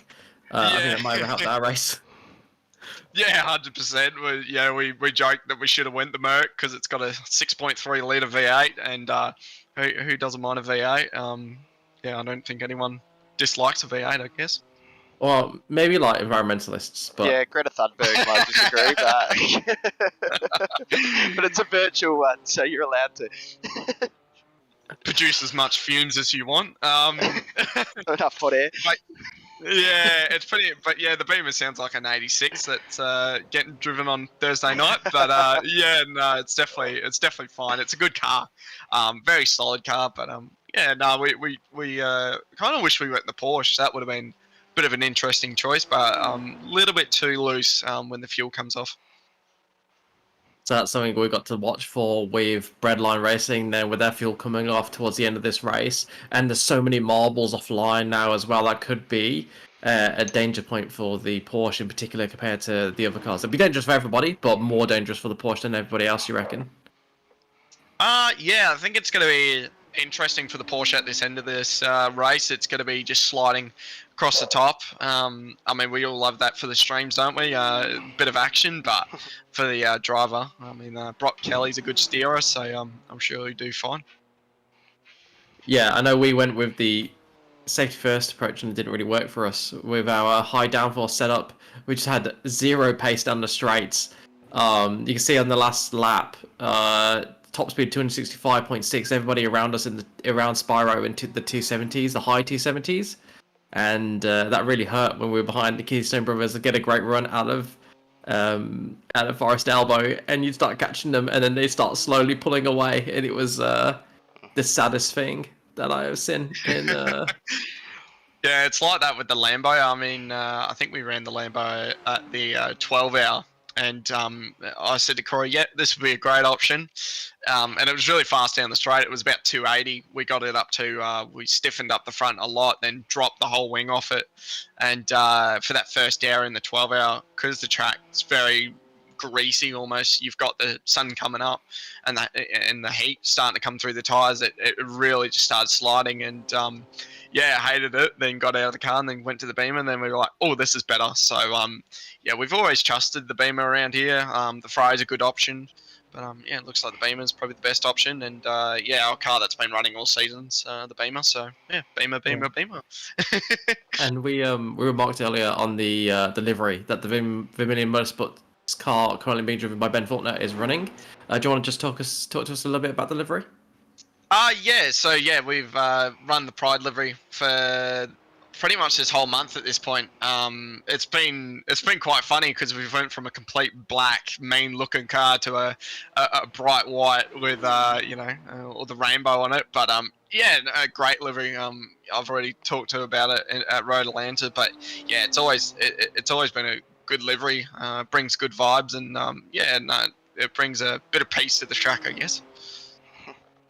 Yeah, it certainly does, and you can't complain with any car that's any livery that puts your car into second place. Any livery is good enough, isn't it? When you're running that high. Yeah, but yeah, I still love the black livery. I think it looks so mean, and yeah, it looks impressive. And good to see so many Vermilion cars out for the final race of the season. Any thoughts of having some more cars more consistently for next season? I assume we'll hear some word about next season towards the end of the broadcast when David Johnson is able to join us again. Yeah, I mean, next season's a bit of a... We're still thinking about it. It will be an interesting option just because we've got so much on next season. Got the endurance series for all your Bathurst and Scops, which would be really cool. So we've got to get our stuff in order for that one. Then yeah, it'll be interesting. I mean, we haven't paid as much attention on the GT3 series that we probably would like, just because we've been so crazy hectic behind the scenes of Vermilion Motorsports and ANZ E series. And yeah, so yeah, the ANZ series, we're trying to blow it up basically, and yeah, make it as big as possible. So we haven't shown as much attention to the GT3 series. So I think it will be the same for next year season. We'll just have to see what we're doing, but most likely we'll end up pulling out just because we've had so much on, and we'll have more coming up for this couple of months. Yeah, shame to hear that you might be pulling out, but hopefully you can go out with a podium or even a victory. Victory is definitely not out of the question yet, That's only 11 definitely seconds not. behind HGS Racing. Leo, anything strategy-wise up your sleeves, anything you think could give you an edge over the last 40 minutes, or is it all cards on the table? It's just down to the drivers now to put out the lap times. I think Ben's just going to finish the race. We've had a few issues today, so I think we're just going to try and bring it home and, yeah, get a bit of a victory. A bit of a shame that not 3 of them could have been on the podium. All of them had pace, but it's just, yeah, stuff didn't go our way. Yeah, so all the drivers, Chu, Fitz, Josh, Tyson, myself, we're all a bit gutted. But yeah, Tyson said he wished he went and played golf today because then he could have got a full day out of it. But I guess that just happens in endurance racing. And no, it's been a solid day. So I think we'll go and watch our other driver now go and do scops and see how he goes. Yeah, well, best of luck to that, and best of luck to all your racing endeavours until we hear from you next on the GSRC platform. Yeah, thanks, Liam. Just want to say big thanks to all our sponsors and the broadcast. Really appreciate it, guys. It's good to see a follow commentator, and yeah, it's been awesome, guys. Thanks for the commentary. Cheers, Thanks mate. for joining us. Alrighty, then. So where are we? There's not been any huge moves over the last little while. This battle continues to sort of simmer up on occasion here. The Vermilion Motorsport car sitting 10 seconds behind the HTS Racing yellow car, running pretty. If we as well do some lap times. Doing pretty well on times, right? So actually making up a little bit of time on Hayne ahead in this early part of the stint. Faulkner doing a good job there, but Hayne looking like struggling a little bit for pace. Maybe there is a tyre differential that we're not aware of here, and is actually coming into play. I don't think it's Hayne at the wheel of the HGS Racing yellow car at the moment. Oh, I believe no, you're right. It's Russell. Russell. So it's I'm not sure why it's showing up like that on the graphic. Because yes, you're right. It is. It's Timothy Russell in that car ahead. So we know Todd Hayne has loads of pace. So does Timothy Russell. But I do think he is a little bit down. Oh, that looked a little bit scrolly through there, didn't it? Good. Yeah, he's pushing that. Considering Connor just came on and told us that he was just bringing it home, that doesn't look like a car that's being brought home. That looks like a car that wants to go out with a victory. Do we expect Ben Faulkner just to bring it home, though? Yeah, true. I don't think so. I don't know if he's got that mode. I think there's still a dream of a victory there. You know, you're 10 seconds down. There's 40 minutes to go. Yes, it's a bit of a trek, but you know, if you're chipping off half a second a lap, that's right there in the making potentially, right? Yeah, a second a lap. Half a second a lap will get him within fighting range before the end of this race. About 20 laps remaining, just under, let's call it 18 laps remaining in this race. So half a second a lap does get you within a second or two of Timothy Russell at the head of this race. Gonna need to do better than he did last lap. Last lap, only 2.5 tenths, quarter of a second. So that's half of what he needs. But that doesn't mean it's going to be the same for every lap. And there is more pace out there. Both cars behind Ben Faulkner in the Vermilion Motorsports entry. The HTS Racing Blue entry, driven by Brenton Jewell. And the Accelerate Endurance entry, being driven by Greg Favell, finding 204.4s, which would be that half a second that is required. So at the moment, in that top 4, they were running in reverse pace order. HGS Racing Yellow running the slowest, and Accelerate Endurance running the fastest based off their last laps. So look for all those gaps to compress a little bit over the next half an hour. Could get to the point where a small mistake, something that costs you 3 or 4 seconds, all of a sudden means that you are under a lot of pressure in the final stanza of this race. Yeah, absolutely. Only person under serious pressure as far as the car being on their tail remains Adam Burhop here. These guys still having a brilliant duel. That would be heart and mouth, because I would imagine most cars in this Caper have now used up their fast repairs, so any major error could mean the end of the race for them. But they have been racing clean and well so far. I can confirm that Tractis Racing Blue have used their fast repair, and I believe HS Racing Green have as well. So there's no do-over. If either of them crashes here, this is it. This is for keeps. If you crash, you are out. If you win this battle, you finish one position higher, and you take home that little bit more glory for your team on the final round of the Login Systems GT3 Endurance Championship. Absolutely. Faulkner now not quite making those gains that would be required to take the lead of this race. That the interval's sort of coming in back and in forward and back a little bit. Jill behind making up a tiny bit of time, so made up 2.5 tenths on that Verminion car on the last lap, and that Verminion car made up another 2 tenths on the car ahead. So not at this point enough of a pace differential to completely close up this pack. But it is en route as a potential option if that gets any further on the pace department.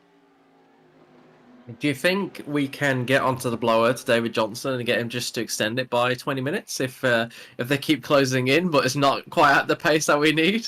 Well, extend it by 20 minutes, or call in our login systems Aston Martin safety car. I think maybe we need to. He needs to get on the blower to one of the HTS boys and go, mate, just spin it. We want a bit of extra gear for the broadcast here. Well, here we go. HS Racing Green was shaping up to go around the outside. That was never going to happen there, and they haven't got a good enough run to make a move into the cutting. No, and I've actually seen him try that a couple of times now. Does look like that car has pace, that HDS Racing Green car, with Pete Edwards, but Burhop defending effectively. Seen Edwards taking quite narrow lines at times, really trying to get past, but hasn't been able to make one stick as of yet.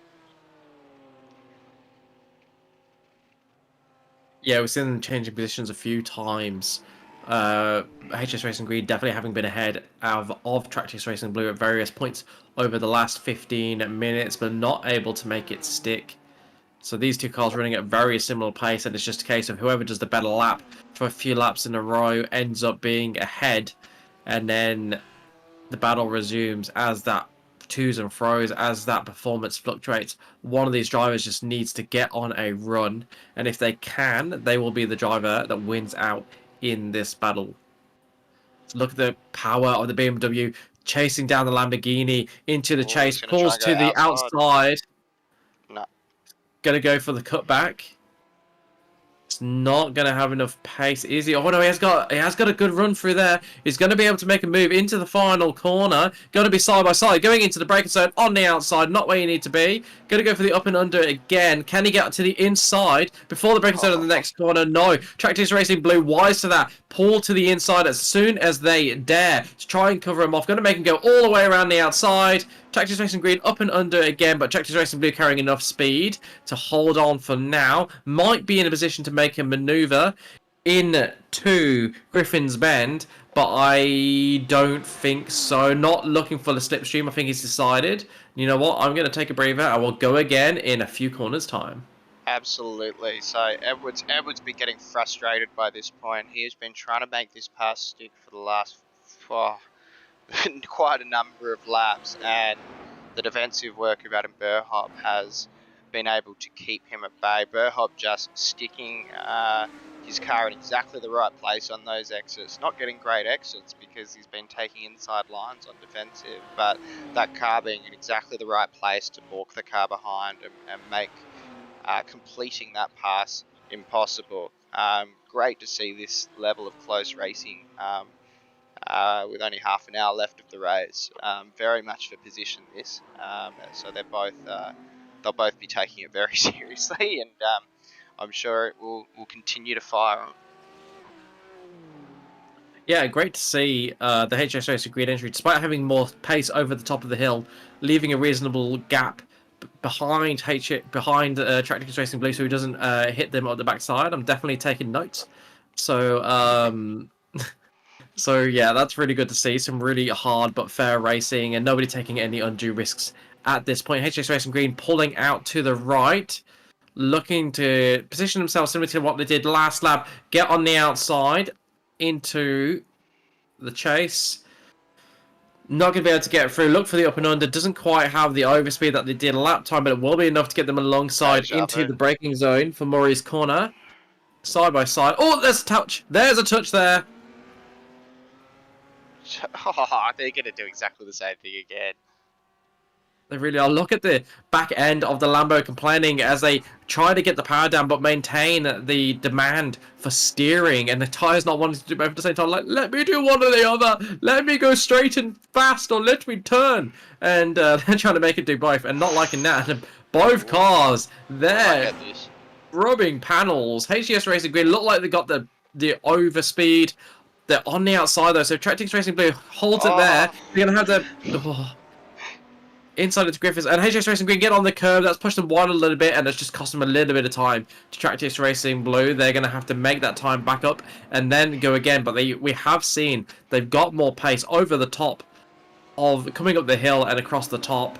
So would not be surprised if they're in position to mount another attack by the time they get to the chase.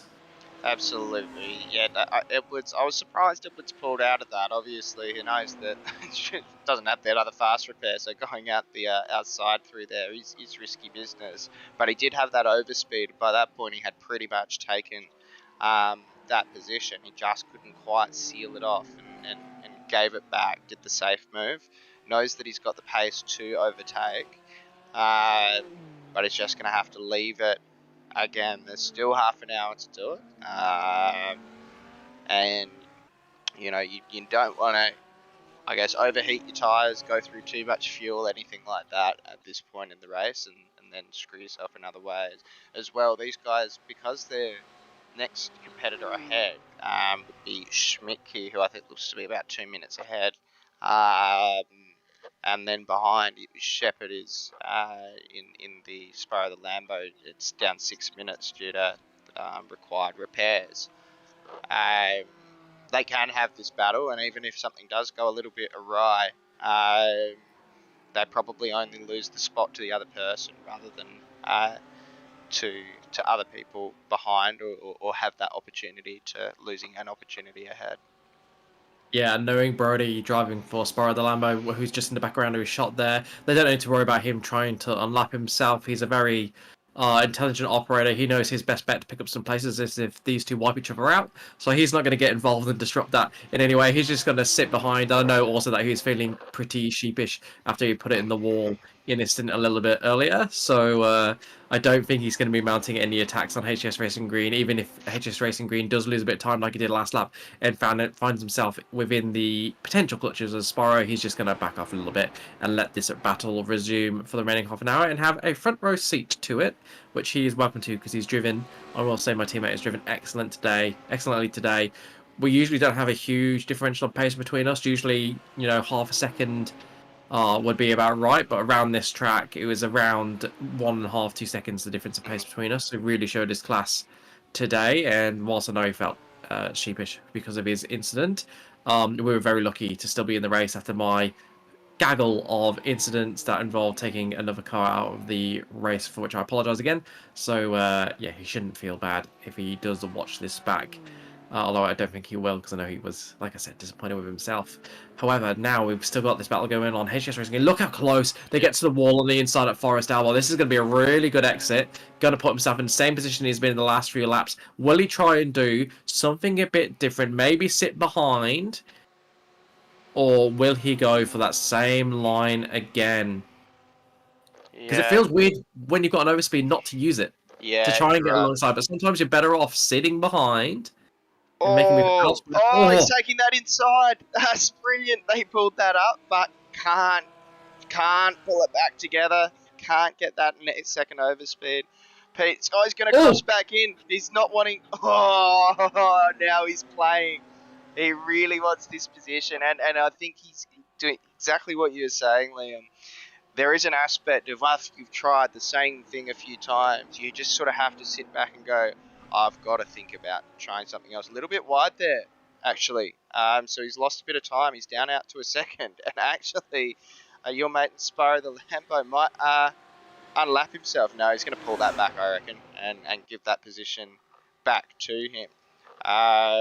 But yeah, I'm glad they don't have any other real competitors on track, because they're losing each other bucket loads of time, these two, with this battle.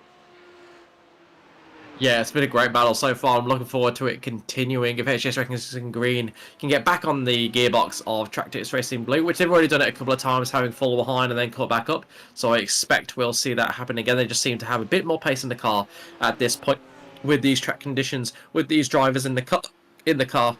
Sorry, excuse me.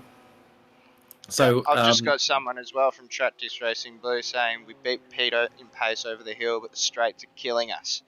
And we have seen that before. That he's getting that overlap at the end of the straight. It's only through sheer brilliant defence work, to be honest, that's been able to keep Pete Edwards behind. And actually a lack of errors by Burhop, touchwood. So far, despite having to undertake incredible pressure from Edwards behind. So, brilliant battle this, and yes, Adam Burhop take a bow, I agree. Yeah, really sensible racing from both of them, but really hard-nosed racing as well. The panel rubbing down the straight, that's all good. They both knew that wasn't going to cause an accident. That was just a bit of argy-bargy, the kind of which you see when the handbags come out in the rugby or something similar, or when you get a little bit of sledging in the cricket. That was the motorsport equivalent, and when they were making moves, yes, some of those moves from HGS Racing Green, a little bit audacious that latest time around, but he did it in a very safe manner, stayed all over the curbs and didn't risk a collision, unlike Faulkner, who got very close to that wall, and you saw the car wobbling as it came to the top of the hill. It is not liking the demands he's putting on it, and he's not making up the time that he needs to turn it into a real race for the victory here. Saw the car sliding through the dipper there, but that gap is still at around 9 seconds, so it's come down a little bit. He is driving a little bit quicker than Timothy Russell ahead, but not nearly enough to put him under pressure. I think that was a nudge there on the wall.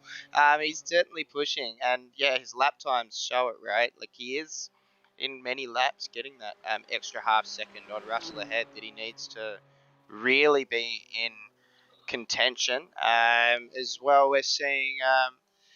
who's that? Joshua Horton wishing Benny good luck. The whole team right behind him. Ben Faulkner, I think. Yep, the Vermilion boys are all sort of following along. The other two cars both out of it, but Nixon and Joshua Horton and that sort of thing following along. Nice little team activity to do on a Sunday. Yeah, what better way to spend your Sunday than driving for 8 hours around Bathurst? Well, maybe. I mean, for some, golf by the sounds, but yeah, that depends on how your day at Bathurst goes. I am a fan of golf, but I don't see why you couldn't do the first stint, go do your round of golf, and then come back for the final stint. Oh, I think you might have more energy than most, Liam. I think that's fully doable. I think that's a future goal.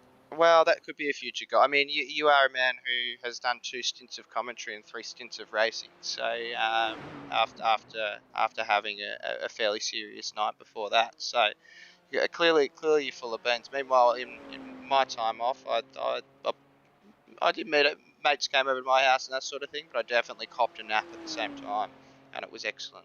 I'll have you know. Yeah, there was a point knee deep into a game of Magic at 2:30 in the morning where I did question my life choices, but then I played another round anyway.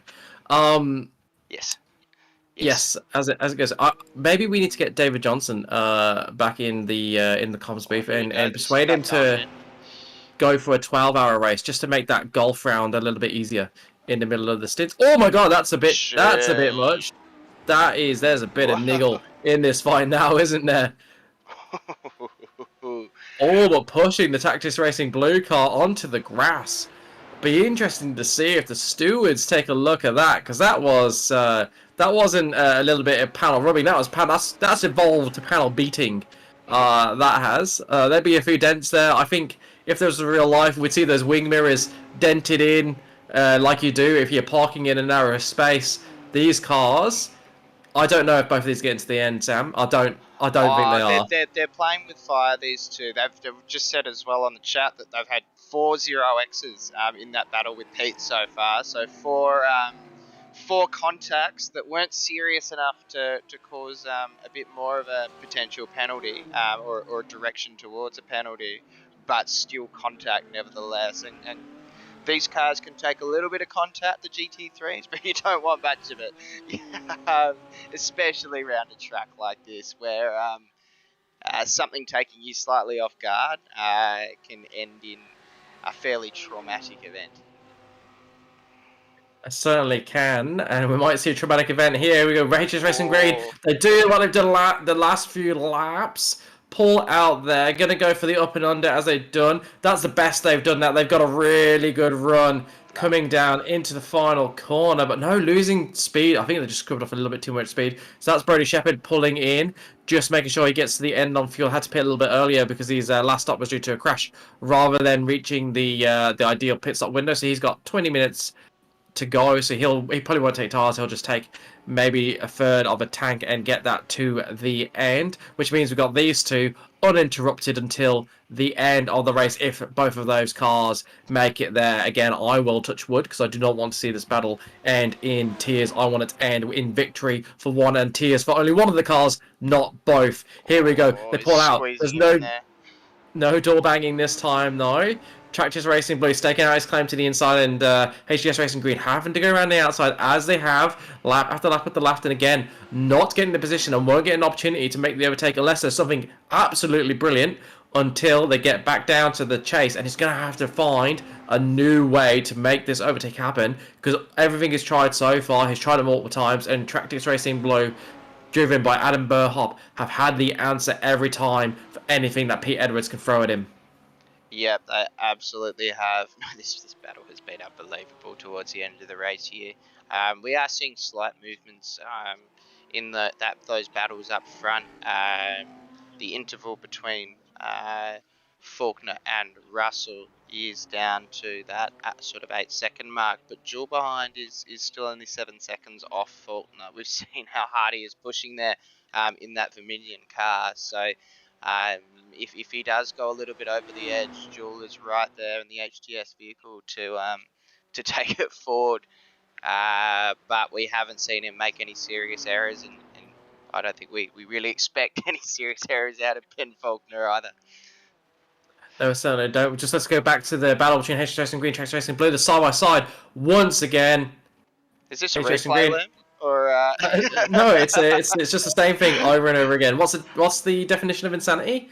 Doing the same thing over and over and expecting a different result? Which is why we saw him trying those cutbacks and that sort of thing. You could tell that it just wasn't working. The defense from Burhop was just too good. He put it on that inside. He's going to try and go outside at Hell Corner, which, nope, he tucks back in. We'll try and, switch back. But then he's once again, even if he does have that overspeed, he's on the outside of Griffins, and we've already seen him yield that position when he's been on the outside going into this corner. He can actually close that off. He closes off that position. So, does Burhop have... Oh, Burhop back on the outside! No, there's marbles out there! Oh, goodness me. These guys are racing unbelievably, cutting back over the outside. So let's see what happens now. Now, Edwards did look to have a lot of pace, especially in that straight line capacity. Does Burhop stay with him? Can he mount another challenge? Does he have the straight line speed to mount that overtake challenge on Edwards ahead? Now that has sort of, it's been bubbling forever, finally taking place. Yeah, the difference was how close he cut it on the cutback. Basically, I think would have scraped the layer of the paint off the back of that Tractors Racing Blue. Do not be surprised that that front bumper is a dark blue colour on the HGS Racing Green entry because they were that close when he did the cutback. You know, that meant he had much more of an overspeed by the time they got to the end of the straight, and he was actually able to get a full car length ahead and quite dramatically cut to the inside and let Tractors Racing Blue know that was his territory now, and he was not giving it up. And we've now been joined in the comms box by Us weaving too. There's probably a few different weaves there that might take some looking at. I think you're only allowed to make one extra move there, but Pete Edwards not interested in continuing this battle with Burhop and really wants to come away now. Sorry, Liam. Yes, David Johnson in the commentary booth with us now. Hey guys, sort of come and say hello. It's not quite as wheel to wheel as it was in the first hour of the day, but it's been busy the whole way. We're just staying silent, quiet. I think we both just watched Tractors Racing Blue putting 2 wheels on the grass, and we're both like, "Oh, is this going to be a crash?" No, just pushing to the absolute limits. Knows you can get on the. Oh no, that's. Oh goodness!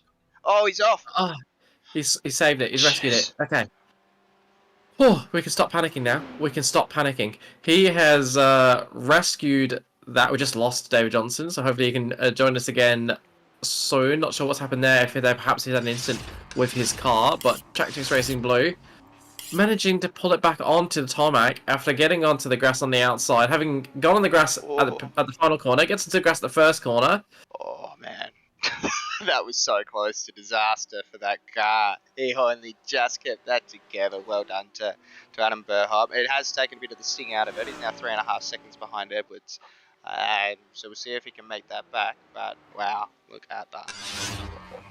Yeah, normally I would say that's going to be job done for Pete Edwards, but with the intensity of that battle, you just know that Adam Burhop's not letting that go. He's seen that car get 3.5 seconds ahead, and you better believe he's going to be thinking in his head that he can make that gap up, because he fought for so hard for so long. He will not want to admit defeat, and indeed the gap already down to 3 seconds dead, although going up again now to 3.25 seconds.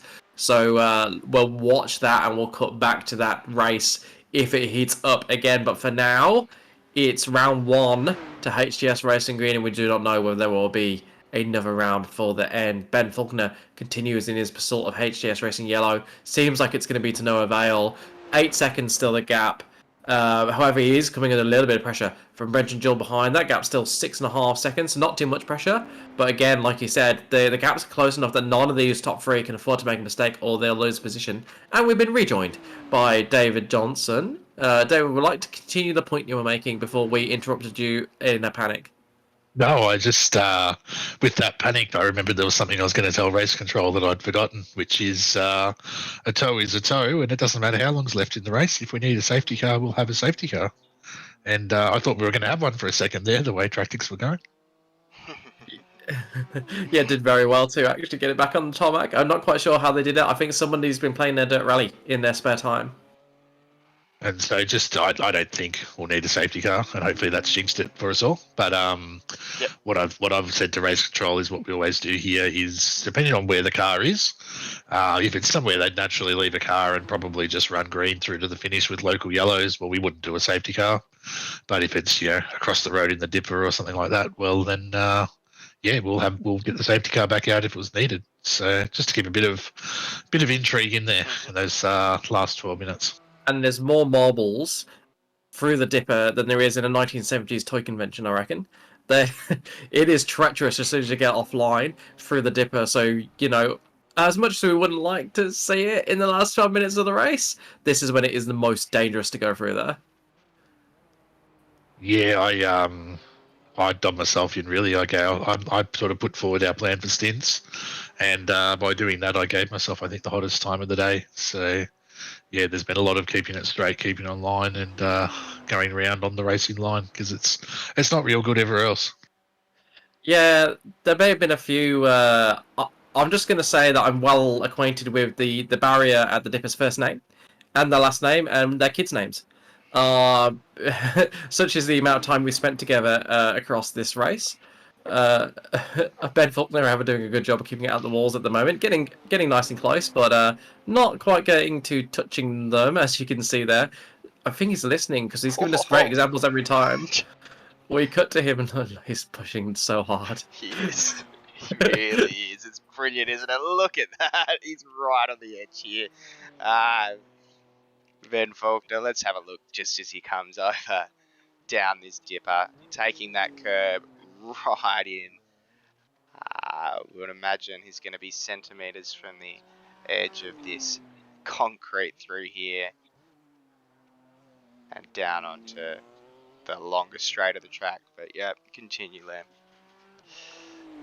Yeah, over all the white lines, which define the edge of the track, but not quite into the walls. That's where you want to be around here, and that's where Ben Fulton is putting that car. And he has taken a decent chunk out of Timothy Russell on the last lap. That gap now down to just under 6 seconds. Russell having a difficult lap, a 105.4 for Russell, which is quite a bit slower than what he has been doing, but also much slower than Faulkner behind. That's a good 1.5 seconds off his standard pace. So whether he is pushing a bit now too, and there's a few errors creeping in.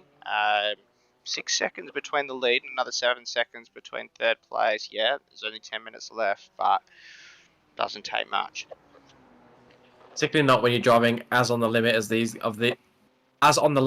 as you can, like these guys are. You saw that twitch in the middle of the corner. That only happens when the car is on the limit of grip, and that driver mid corner is trying to compensate for the oversteer that is creeping into the car. You can see it almost shaking on the straights. That car is on the limits of what is physically capable, and it's still not enough to drag down Timothy Russell, only gaining 1/4 of a second on the last lap.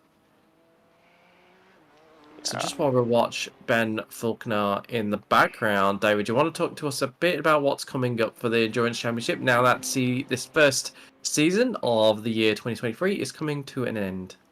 Look, the first thing that's coming up is a decent break.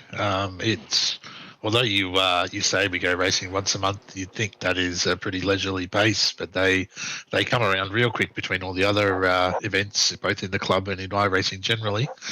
So the first thing is nothing in July. So same as last year, we'll have the rest of June and all of July off, and then be back in late August. So solid 2-month break. In terms of what we're doing, so I think the only thing I'd sort of give away at this stage is number one, haven't planned anything because I'm looking forward to that break too. But the loose plan in the back of the mind is so far we've been really careful to have variety in our tracks, although we've hit some really good ones. We haven't repeated anything. So I'm kind of thinking the back half of this year shakes up as maybe a best of season where we go to the big names and see if we can rejuvenate the grid a little bit. I'm kind of hopeful for the back half of the year. The first half of the year's got so much official iRacing. We're only weeks away from the Spa 24 Hour now. We've been to the Nürburgring. We've done Le Mans, Daytona. There's a lot going on. Whoa. Russell's had a problem. Faulkner's taken the lead of this race. Russell's down to third place. Has he dropped out? What's happened here? I can't see any evidence of a crash, can we? He's not in the pit lane. This could be internet. Yeah, I think it is. I reckon. Oh my goodness. Oh man, 8 minutes before the end of the race, Russell has, I think, dropped from potentially the server because I can't get to his car. So Faulkner is now leading this race. He's up by 6 minutes. Bob, the Vermilion boys watching along at home are going to be having an absolute party. Look at Benny Faulkner. That's unbelievable. What horrendous luck. Go work out what's going on, I think. That's dropped off now. I'm going to go hyperventilate, check in on my teammates. But what I'll also do, guys, before I come back, is check the point situation. Because that could be a thing now. Yeah, if they are out of the server, it looks like they might be running again, because I'm looking at that interval, it's not moving so much anymore. I think if they're in 4th place, they're okay, but it might be tight. Is there extra points for this one as well? A little bit more weighted towards the 8 hour, but no, nothing dramatic for the last round. No, I'll go sort that out and I'll come back to you and let you know exactly. Okay. Yeah. Before we get a second flag. Yeah. Thank you very much, David. Thank you very much. Well, that's huge. I mean, Vermilion can't catch HGS Racing Yellow in the championship unless this is a larger points than I would expect. Well, it's this fight for 60 first points, place is still a fight for second place in the championship, very much so. but it's Yeah. 60 points for the victory, which is Wow. plenty. So if HGS Racing Yellow don't finish the race, then it will be enough for the championship. It will almost certainly be enough for the championship, even if they're classified. If they're classified, but they finished, because they'll be classified, so they'd get points, but they would finish in 9th place at best. I think Adam Burhart, Pete Edwards would have enough time to unlock themselves from the HGS Racing Yellow car if it is out of the race. It could be tight. I mean, but they're already down to 5th place. If that drops any further, now they're down to 6th. Down to 6th, but Schmidt is another 5 minutes behind. There's only 5 minutes left of this race, so he's going to be in 6th or 7th place here, Russell. If I would say, gee, this could be so. We have to wait for the math to be done. Oh God, Liam, he saw this coming. We thought it was sorted. We thought it was sorted with 10 minutes to go. Oh God, you've got to feel for that HGS Racing Yellow team. They have had an immaculate season. They have raced so well all season to get themselves a really, really healthy lead in the championship. For that to potentially be taken away from them in what looks to be a technical difficulty would just be tragic. Hayne is jumping in the car. That car is starting back up again by the looks. That HGS Racing Yellow vehicle and has been jumped to the pits. They're back out again. So it looks like they will be in 6th place, but I do not know what the points are for 6th place. I will see what I can find out if you keep talking. Absolutely. So actually coming out in what looks like 4th position ahead of Jared Knight here, who is 3 seconds behind in the other HGS Racing Red car. HGS Racing Red, I will assume, will not be trying to overtake their colleagues that are suffering misfortune in the yellow entry. Okay, so it's 40 points for the race victory in an 8-hour race. Where did you say HGS Racing Yellow are? So they now look to be in 4th place. It looks like they dropped down to 6th, but it looks like they're probably in 4th. I think they hold on to this. If it's 40 points for the victory, it looks like they will probably hold on to it. I don't know how deep those points go, but it would take a lot. It's a 10-point swing. That would be a 10-point swing, which would not be enough for Vermilion Motorsports to take the championship. So at the moment, we believe HGS Racing Yellow still in a position to win the championship based on the information I can find about the points and the fact that they are now back in this race in 4th place. And Vermilion Motorsports, because they're finishing ahead of Racing Blue, would finish in 2nd place as things stand. With 2.5 minutes to go, David, what can you tell us? Yeah, spot on. They coming out in 4th spot. They're still absolutely safe for the series win. If it had gone down to sort of 6th or 7th or 8th, it would have been not looking particularly good. So yeah, unlucky you dropped out, but very lucky it wasn't, a situation where you had car damage as well with a repair, because that would have handed the series to Vermilion. Absolutely. How stressed were the boys in the Discord, David? No, I think they were pretty comfortable that they were going to get back out and Todd was going to get in the car. I think more flat at the moment because they knew that the win here would have been the series sweep in terms of 5 wins out of 5, and they were pretty keen on that. So it might be a little bit more of a quiet celebration for the guys, but. And was it an internet dropout? What happened? Yeah. I didn't get into the nitty gritty, but I think his internet's just dropped out. Todd's been sitting there waiting for the tow, ready to jump in the car, and away they've gone. Yes. All right. We can thank Australian Internet once again for creating intrigue within our races. Well, it's the mighty state of Tasmania for that one, so we can blame Tasmania specifically. I'll have to be careful with one of our race control, Josh, but. Now I assume now with and might be a bit more internal, but you got HTS Racing Red on getting close to the back of HTS Racing Yellow here. If they catch them, are we playing a team orders game at the moment?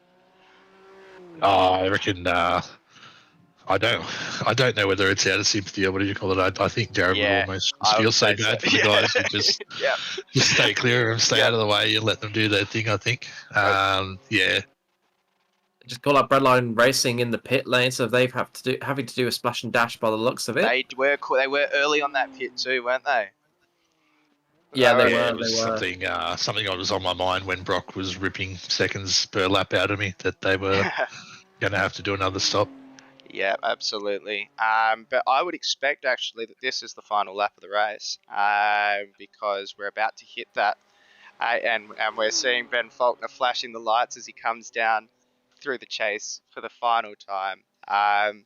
Brilliant race from the Vermilion team. Yes, they got lucky with the misfortune of HGS Yellow ahead, but they were still very slowly catching that car, and a brilliant drive by Ben to keep that team in it, along with the other guys that drove for that team too, along with HGS Racing Blue that will be finishing that 6 seconds behind in second place, and Favel in the Accelerate Insurance car, and Favel and Visma doing a brilliant job there too. Wow. How's that for a little finale there, Liam?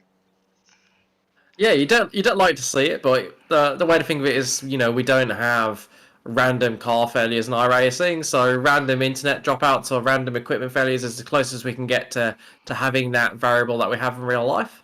So that's kind of the way I look at it. You don't really want to see it this late in the race, but it provides us some drama, doesn't it?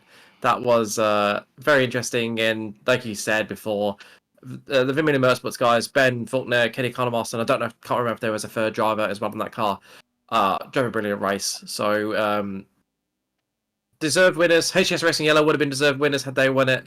If they couldn't win it, Vermilion Motorsports were the next best on road and probably the next most deserving team, as with HGS Racing Blue. Those three cars drove faultless races, and it was going to be a mixture of luck and circumstance and who just did a slightly better job on the day.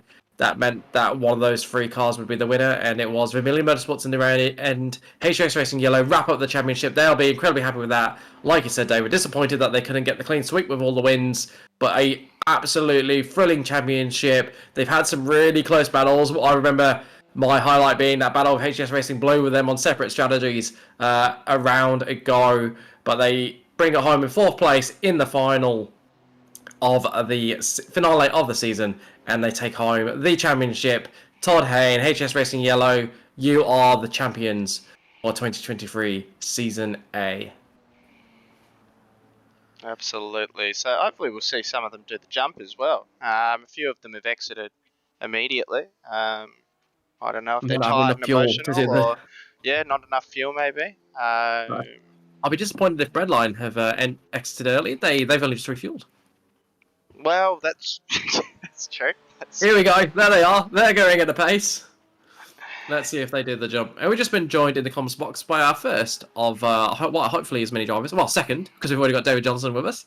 But Ben Faulkner, driver from Vermilion Motorsports and winner of the finale of the 2023 Season A GSRC Endurance Championship, sponsored by Login Systems. That didn't end how you expected, did it, Ben? No, I was pushing for my life, and I saw the gap just slowly decreasing every lap. But I feel bad. They definitely deserved the win. They were so quick the whole race. So props to them as well, for all the HGS boys for their performance. They did a very, very good job. Yeah, they did a fantastic job. Just some internet problems stopping them from taking the win. Did you really believe you could catch them? We saw you pushing, but surely the penny dropped at some point that you just were not going to be able to catch them, and yet you kept pushing, judging by the language of the car.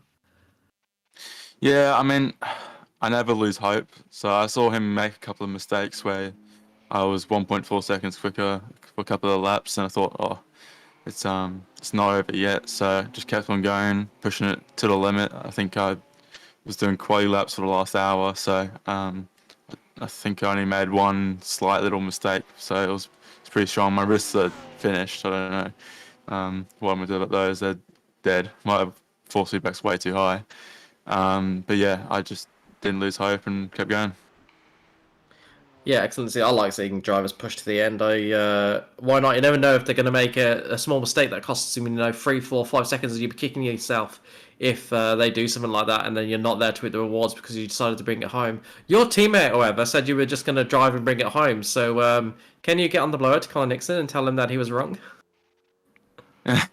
Yeah. Well, I was deafened, so I planned to just we planned to just take second and get P2 in the championship, but I thought, why not just push hard, just nothing to lose. So it's yeah, and it worked out well. So I originally thought that it was the race over because I saw him on my screen just stop at the runoff.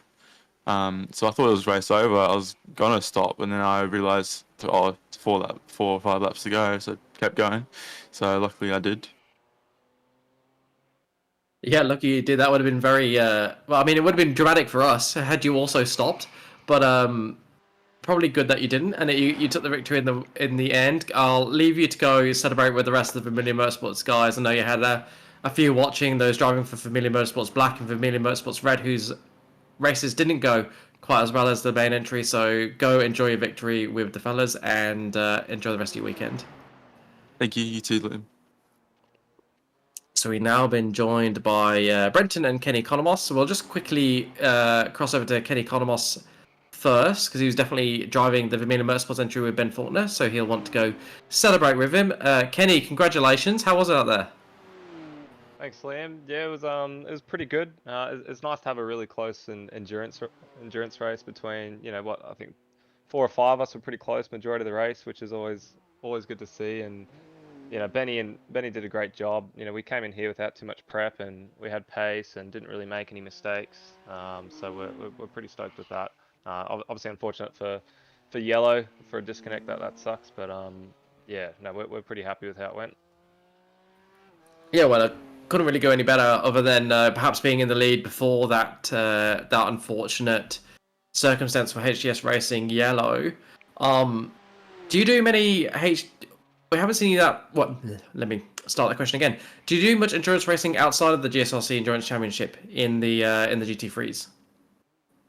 Not really, no. The GSRC Endurance is the main one I've been doing, but yeah, I've been moving house and whatnot. So the last race I did was the previous one at Road Atlanta. So I've had a bit of a break. So it's nice after the break to come back and get a win with Benny. Yeah, what a great way to mark your return to racing, and hopefully everything's unpacked now, and we'll see you on the grid a bit more throughout the next season at the GSRC. Yep, will do. Thanks, Liam. Awesome, thank you very much. That was Kenny Economos. We'll move over now to Brenton, and Sam, I'll let you get a word in edgeways.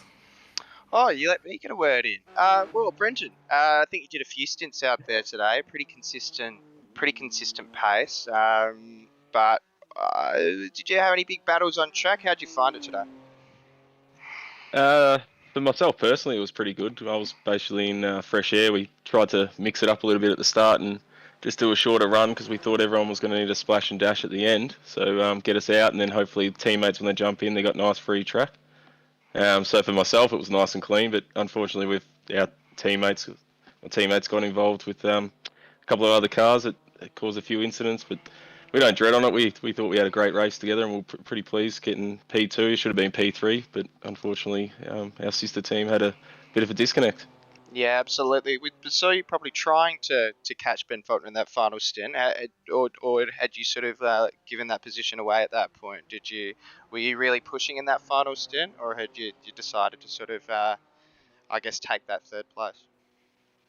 No, 100%. I was pushing. I was trying to catch. I was slowly getting there, a couple of tenths at a time, and then you'd miss your spot, and you see them kick away, but then you try again. I wouldn't be out here if I wasn't trying to improve every single lap that we do. So I did try and push there at the end. It just wasn't good enough, unfortunately. Yeah, no, fair enough. And we saw it. Ben was pushing a lot out front, so you did have a lot to go up against as far as daringness was concerned. So as well, so are you a GT3 endurance guy? Do you do a lot of it, or is it more just you do the GSRC ones and you do other racing outside of that?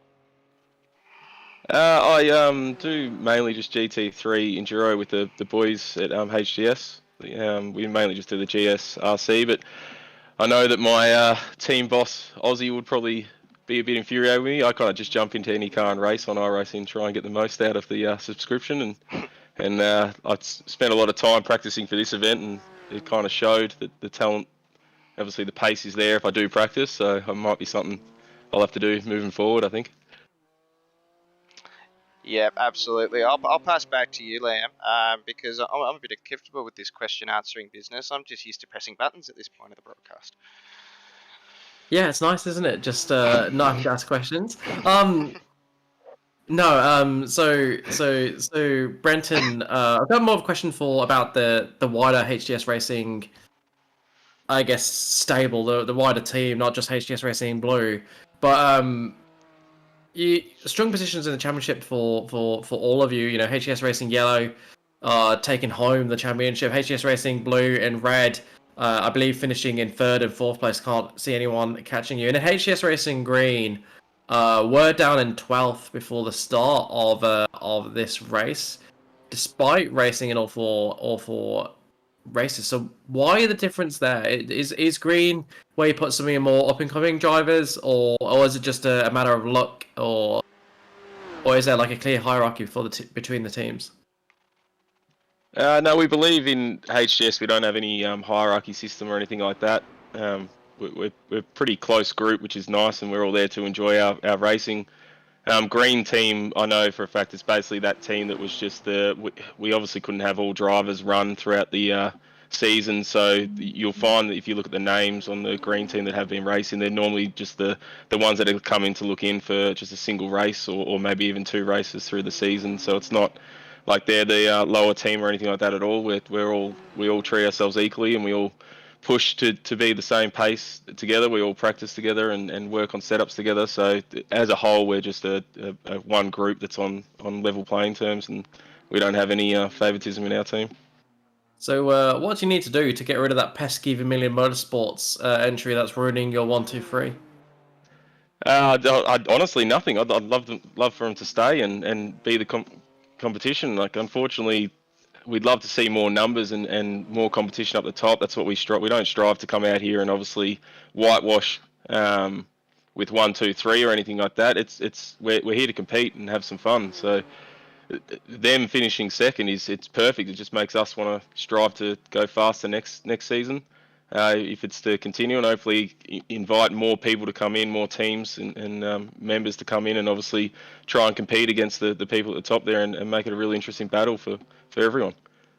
There you go. If you're listening and you're thinking about competing next season, this is HGS Racing telling you they want the competition. Get your butts out here so we can give them a proper run for their money and stop them getting a 1-2-3. We only just stopped them this season thanks to Vermilion. Let's make sure it doesn't happen next season, yeah? That's the message. Yep. Yeah, there you go. Heard it from Brenton Jewell from HGS Racing himself, and I'm sure, David, you echo that sentiment. Yeah, 100%. Look, I mean, I think I'd probably add to that sentiment by I'm the representative of the midfield competition. We're happy to have plenty of that as well, right? I think, Liam, you might be right there with me. I did notice that Todd and Tim Russell have jumped in with us as well. Given the way that I drove today, I'll be striving for the midfield next season without serious improvement. Yes, I just shared with Sam, whether he can get up on the screen, I don't know. I've shared the final standings, but it's funny as you say that. Spyro the Lambo P5 for the season, so can't complain about that too much.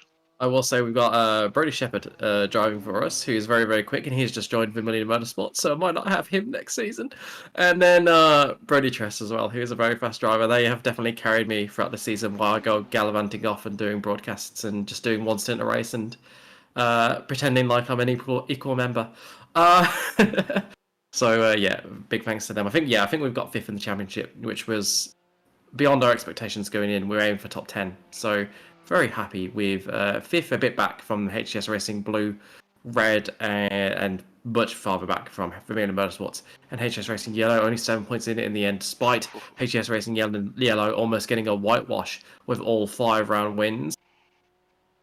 So good to see the final standings confirm what we thought in the commentary box. HGS Racing Yellow taking the championship, Vermeulen Motorsport in second, HGS Racing Blue in third. So 2 trophies for HGS Racing to take home. 4th place goes to HGS Racing Red, only 27 points behind. And then Spyro the Lambo in 5th place, quite a bit back, with only 86 points. Todd Hayne, you were driving for HGS Racing Yellow. Champion, congratulations. Yeah, thank you very much. It's a bit bittersweet tonight at the moment. It was a good season all around. Yeah, I think you can. I think if you decided that you were going to ignore that dropout and just assume you would have won anyway, I think that's fair enough. I would celebrate like you won. That's what I would do. Yeah, it's a bit tricky to do that, but I'll try to take your advice and see if I can make that work. I find dessert, lots of sugar, helps with taking the pain away. As can alcohol, but it's a less healthy option. So pick your poison and go for it, I reckon. Yeah, I think I'm going to go with the alcohol option, thanks. Yeah, knowing Todd Liam, I think the follow-up will be beer, and I'm pretty confident even if it had been a win, the follow-up would have been beer. Well, this is what I do. So Todd, tell me if you can relate to this. I always have some ice cream or something in the freezer, something delicious. And if I do well, I have a congratulatory dessert. And if I do poorly, I have a commiseration dessert to make myself feel better. So either way, there's dessert. Is that the same with you and the beers? Yeah, pretty well. You got to celebrate your win, and you got to drown your sorrows if you don't. So there you go. Great minds think alike. And I will let you go and drown your sorrows. I won't keep you here too much, except to say congratulations. You drove a fantastic race. I know it hurts right now, but I'm sure there's plenty more wins coming throughout the rest of the year. Yeah, no, thanks for that. It was a good season. We took the championship out, so can't not be happy about it. It's been a great season. So well done to Truss and Nash, who drove with me for the season too. We nearly got the whitewash, but not quite. Nearly. And Truss, congratulations to you as well. I hope you're taking board my advice. I know you've been here listening, so I won't repeat it. But you've got to be stoked with the championship. Like that must override absolutely everything else. I don't think we've got Truss here with us. He's in the box, but I don't think we've got his voice. Probably internet's dropped out again. Yeah, HCS full on internet issues all across, unfortunately. Oh no, I'm in. Oh, there he is. Yeah. Did you hear the question? Yeah, Liam. Thanks, man. It was a bit disappointing towards the end. So close to the end, and the old VR decided it didn't want to play ball and just drop out. So, pretty gutted, really. Like we had a pretty good thing going there through the race. So I drove like he normally does, like a champ, and said it's in a good position again. And I sort of buggered it up with the VR, but that's the way she goes.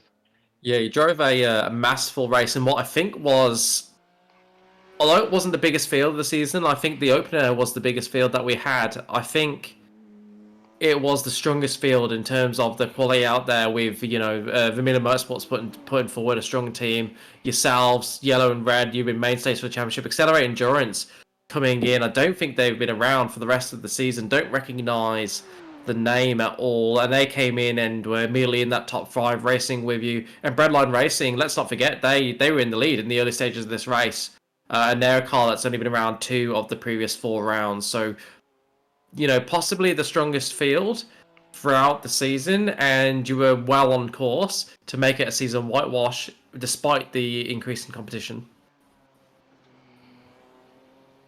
Yeah, 100%. It'd just be nice to see some more guys on the track.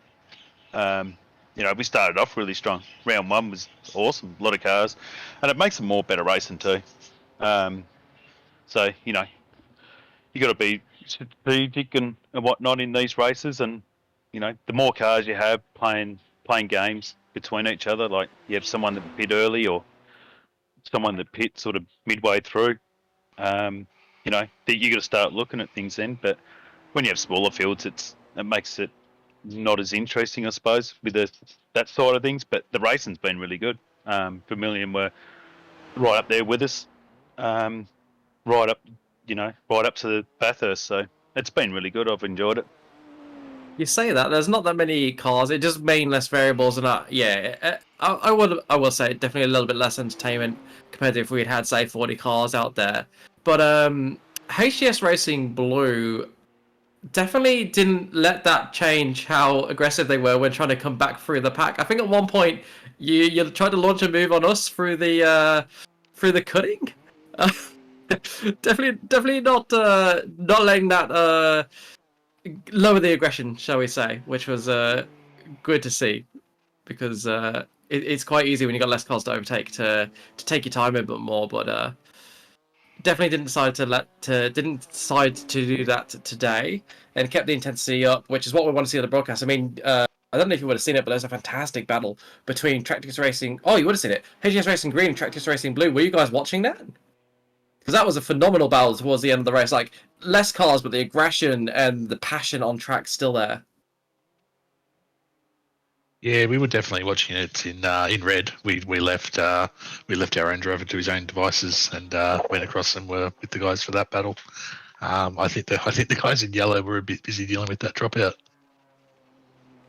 Yeah, that's true. That would have been around the same time. Although it'd been going on for maybe about half an hour towards the end of the race. So yeah, if they were watching, I bet they left pretty quickly. With that, well, thank you all for coming into Comms Box. Thank you, Todd. Thank you, Truss. David, do you have any final words before we wrap up our final broadcast of the 2023 Season A Login Systems Endurance Championship? No, I think you touched on the intensity of racing at the end there, Liam. I think this was a great example of the value that gets added by having that manual safety car. Every time people thought they had a strategy pinned down or thought they were in that stage of an endurance race where everything gets real spread out, the intensity picked up again, the field regrouped, and the strategy changed as well. So, yeah, huge thank you to the guys who did race control along with yourselves today. And again, massive thanks to Login Systems who, made all that happen. Really appreciate it. Yeah, thank you very much, Login Systems. Really appreciate having you aboard for the season, letting us have live race control so that we can have the safety cars that spice up the racing so much here today, and for allowing us to put on this magnificent broadcast, which is a lot of fun for us in the comms booth, and even more fun for the drivers when they can watch back the race, understand the story of what unfolded from other people's perspectives, and really build that knowledge that you get of your competitors when you watch the broadcasts compared to just racing them every week. You know, you sort of learn the names that are around you, but particularly in the endurance championship, that can change week in, week out. You really need like the broadcast to really tie together those narrative threads, so you really get to understand who you're racing and how they drive. And I know all of the drivers appreciate it a lot, so thank you very much to Login Systems. Sam, any final thoughts before we say our final thank yous and wrap it up? No, I'd just say that there's it's been a great championship to follow, and thank you to Login Systems for having the opportunity to broadcast. We've seen some really quick teams show up time in, time and out, and really consistently put on a great performance. There's been great racing throughout the series, despite I guess slightly lower numbers than maybe we're expecting towards the end of the season. But yeah, looking forward to future seasons, Liam. Excellent. Yeah, looking forward to broadcasting them with you as well, Sam. Hopefully, if we can get the broadcasts going into the future, if Login Systems stay on board with us for another season, that would be awesome. Or if somebody else takes up the mantle as season sponsor, hopefully we can continue the broadcast. Yes, good news there. Login Systems lined up all the way through to the end of the year, so all the tracks and the dates might need to be locked in. No, we've got them for all of 2023. Brilliant. So glad to hear that. So there you go. That's confirmation. We'll be bringing you the broadcast when the Endurance Championship gets back underway in a couple of months' time. Thanks to the folks at Login Systems who have come on board for the entirety of the 2023 season.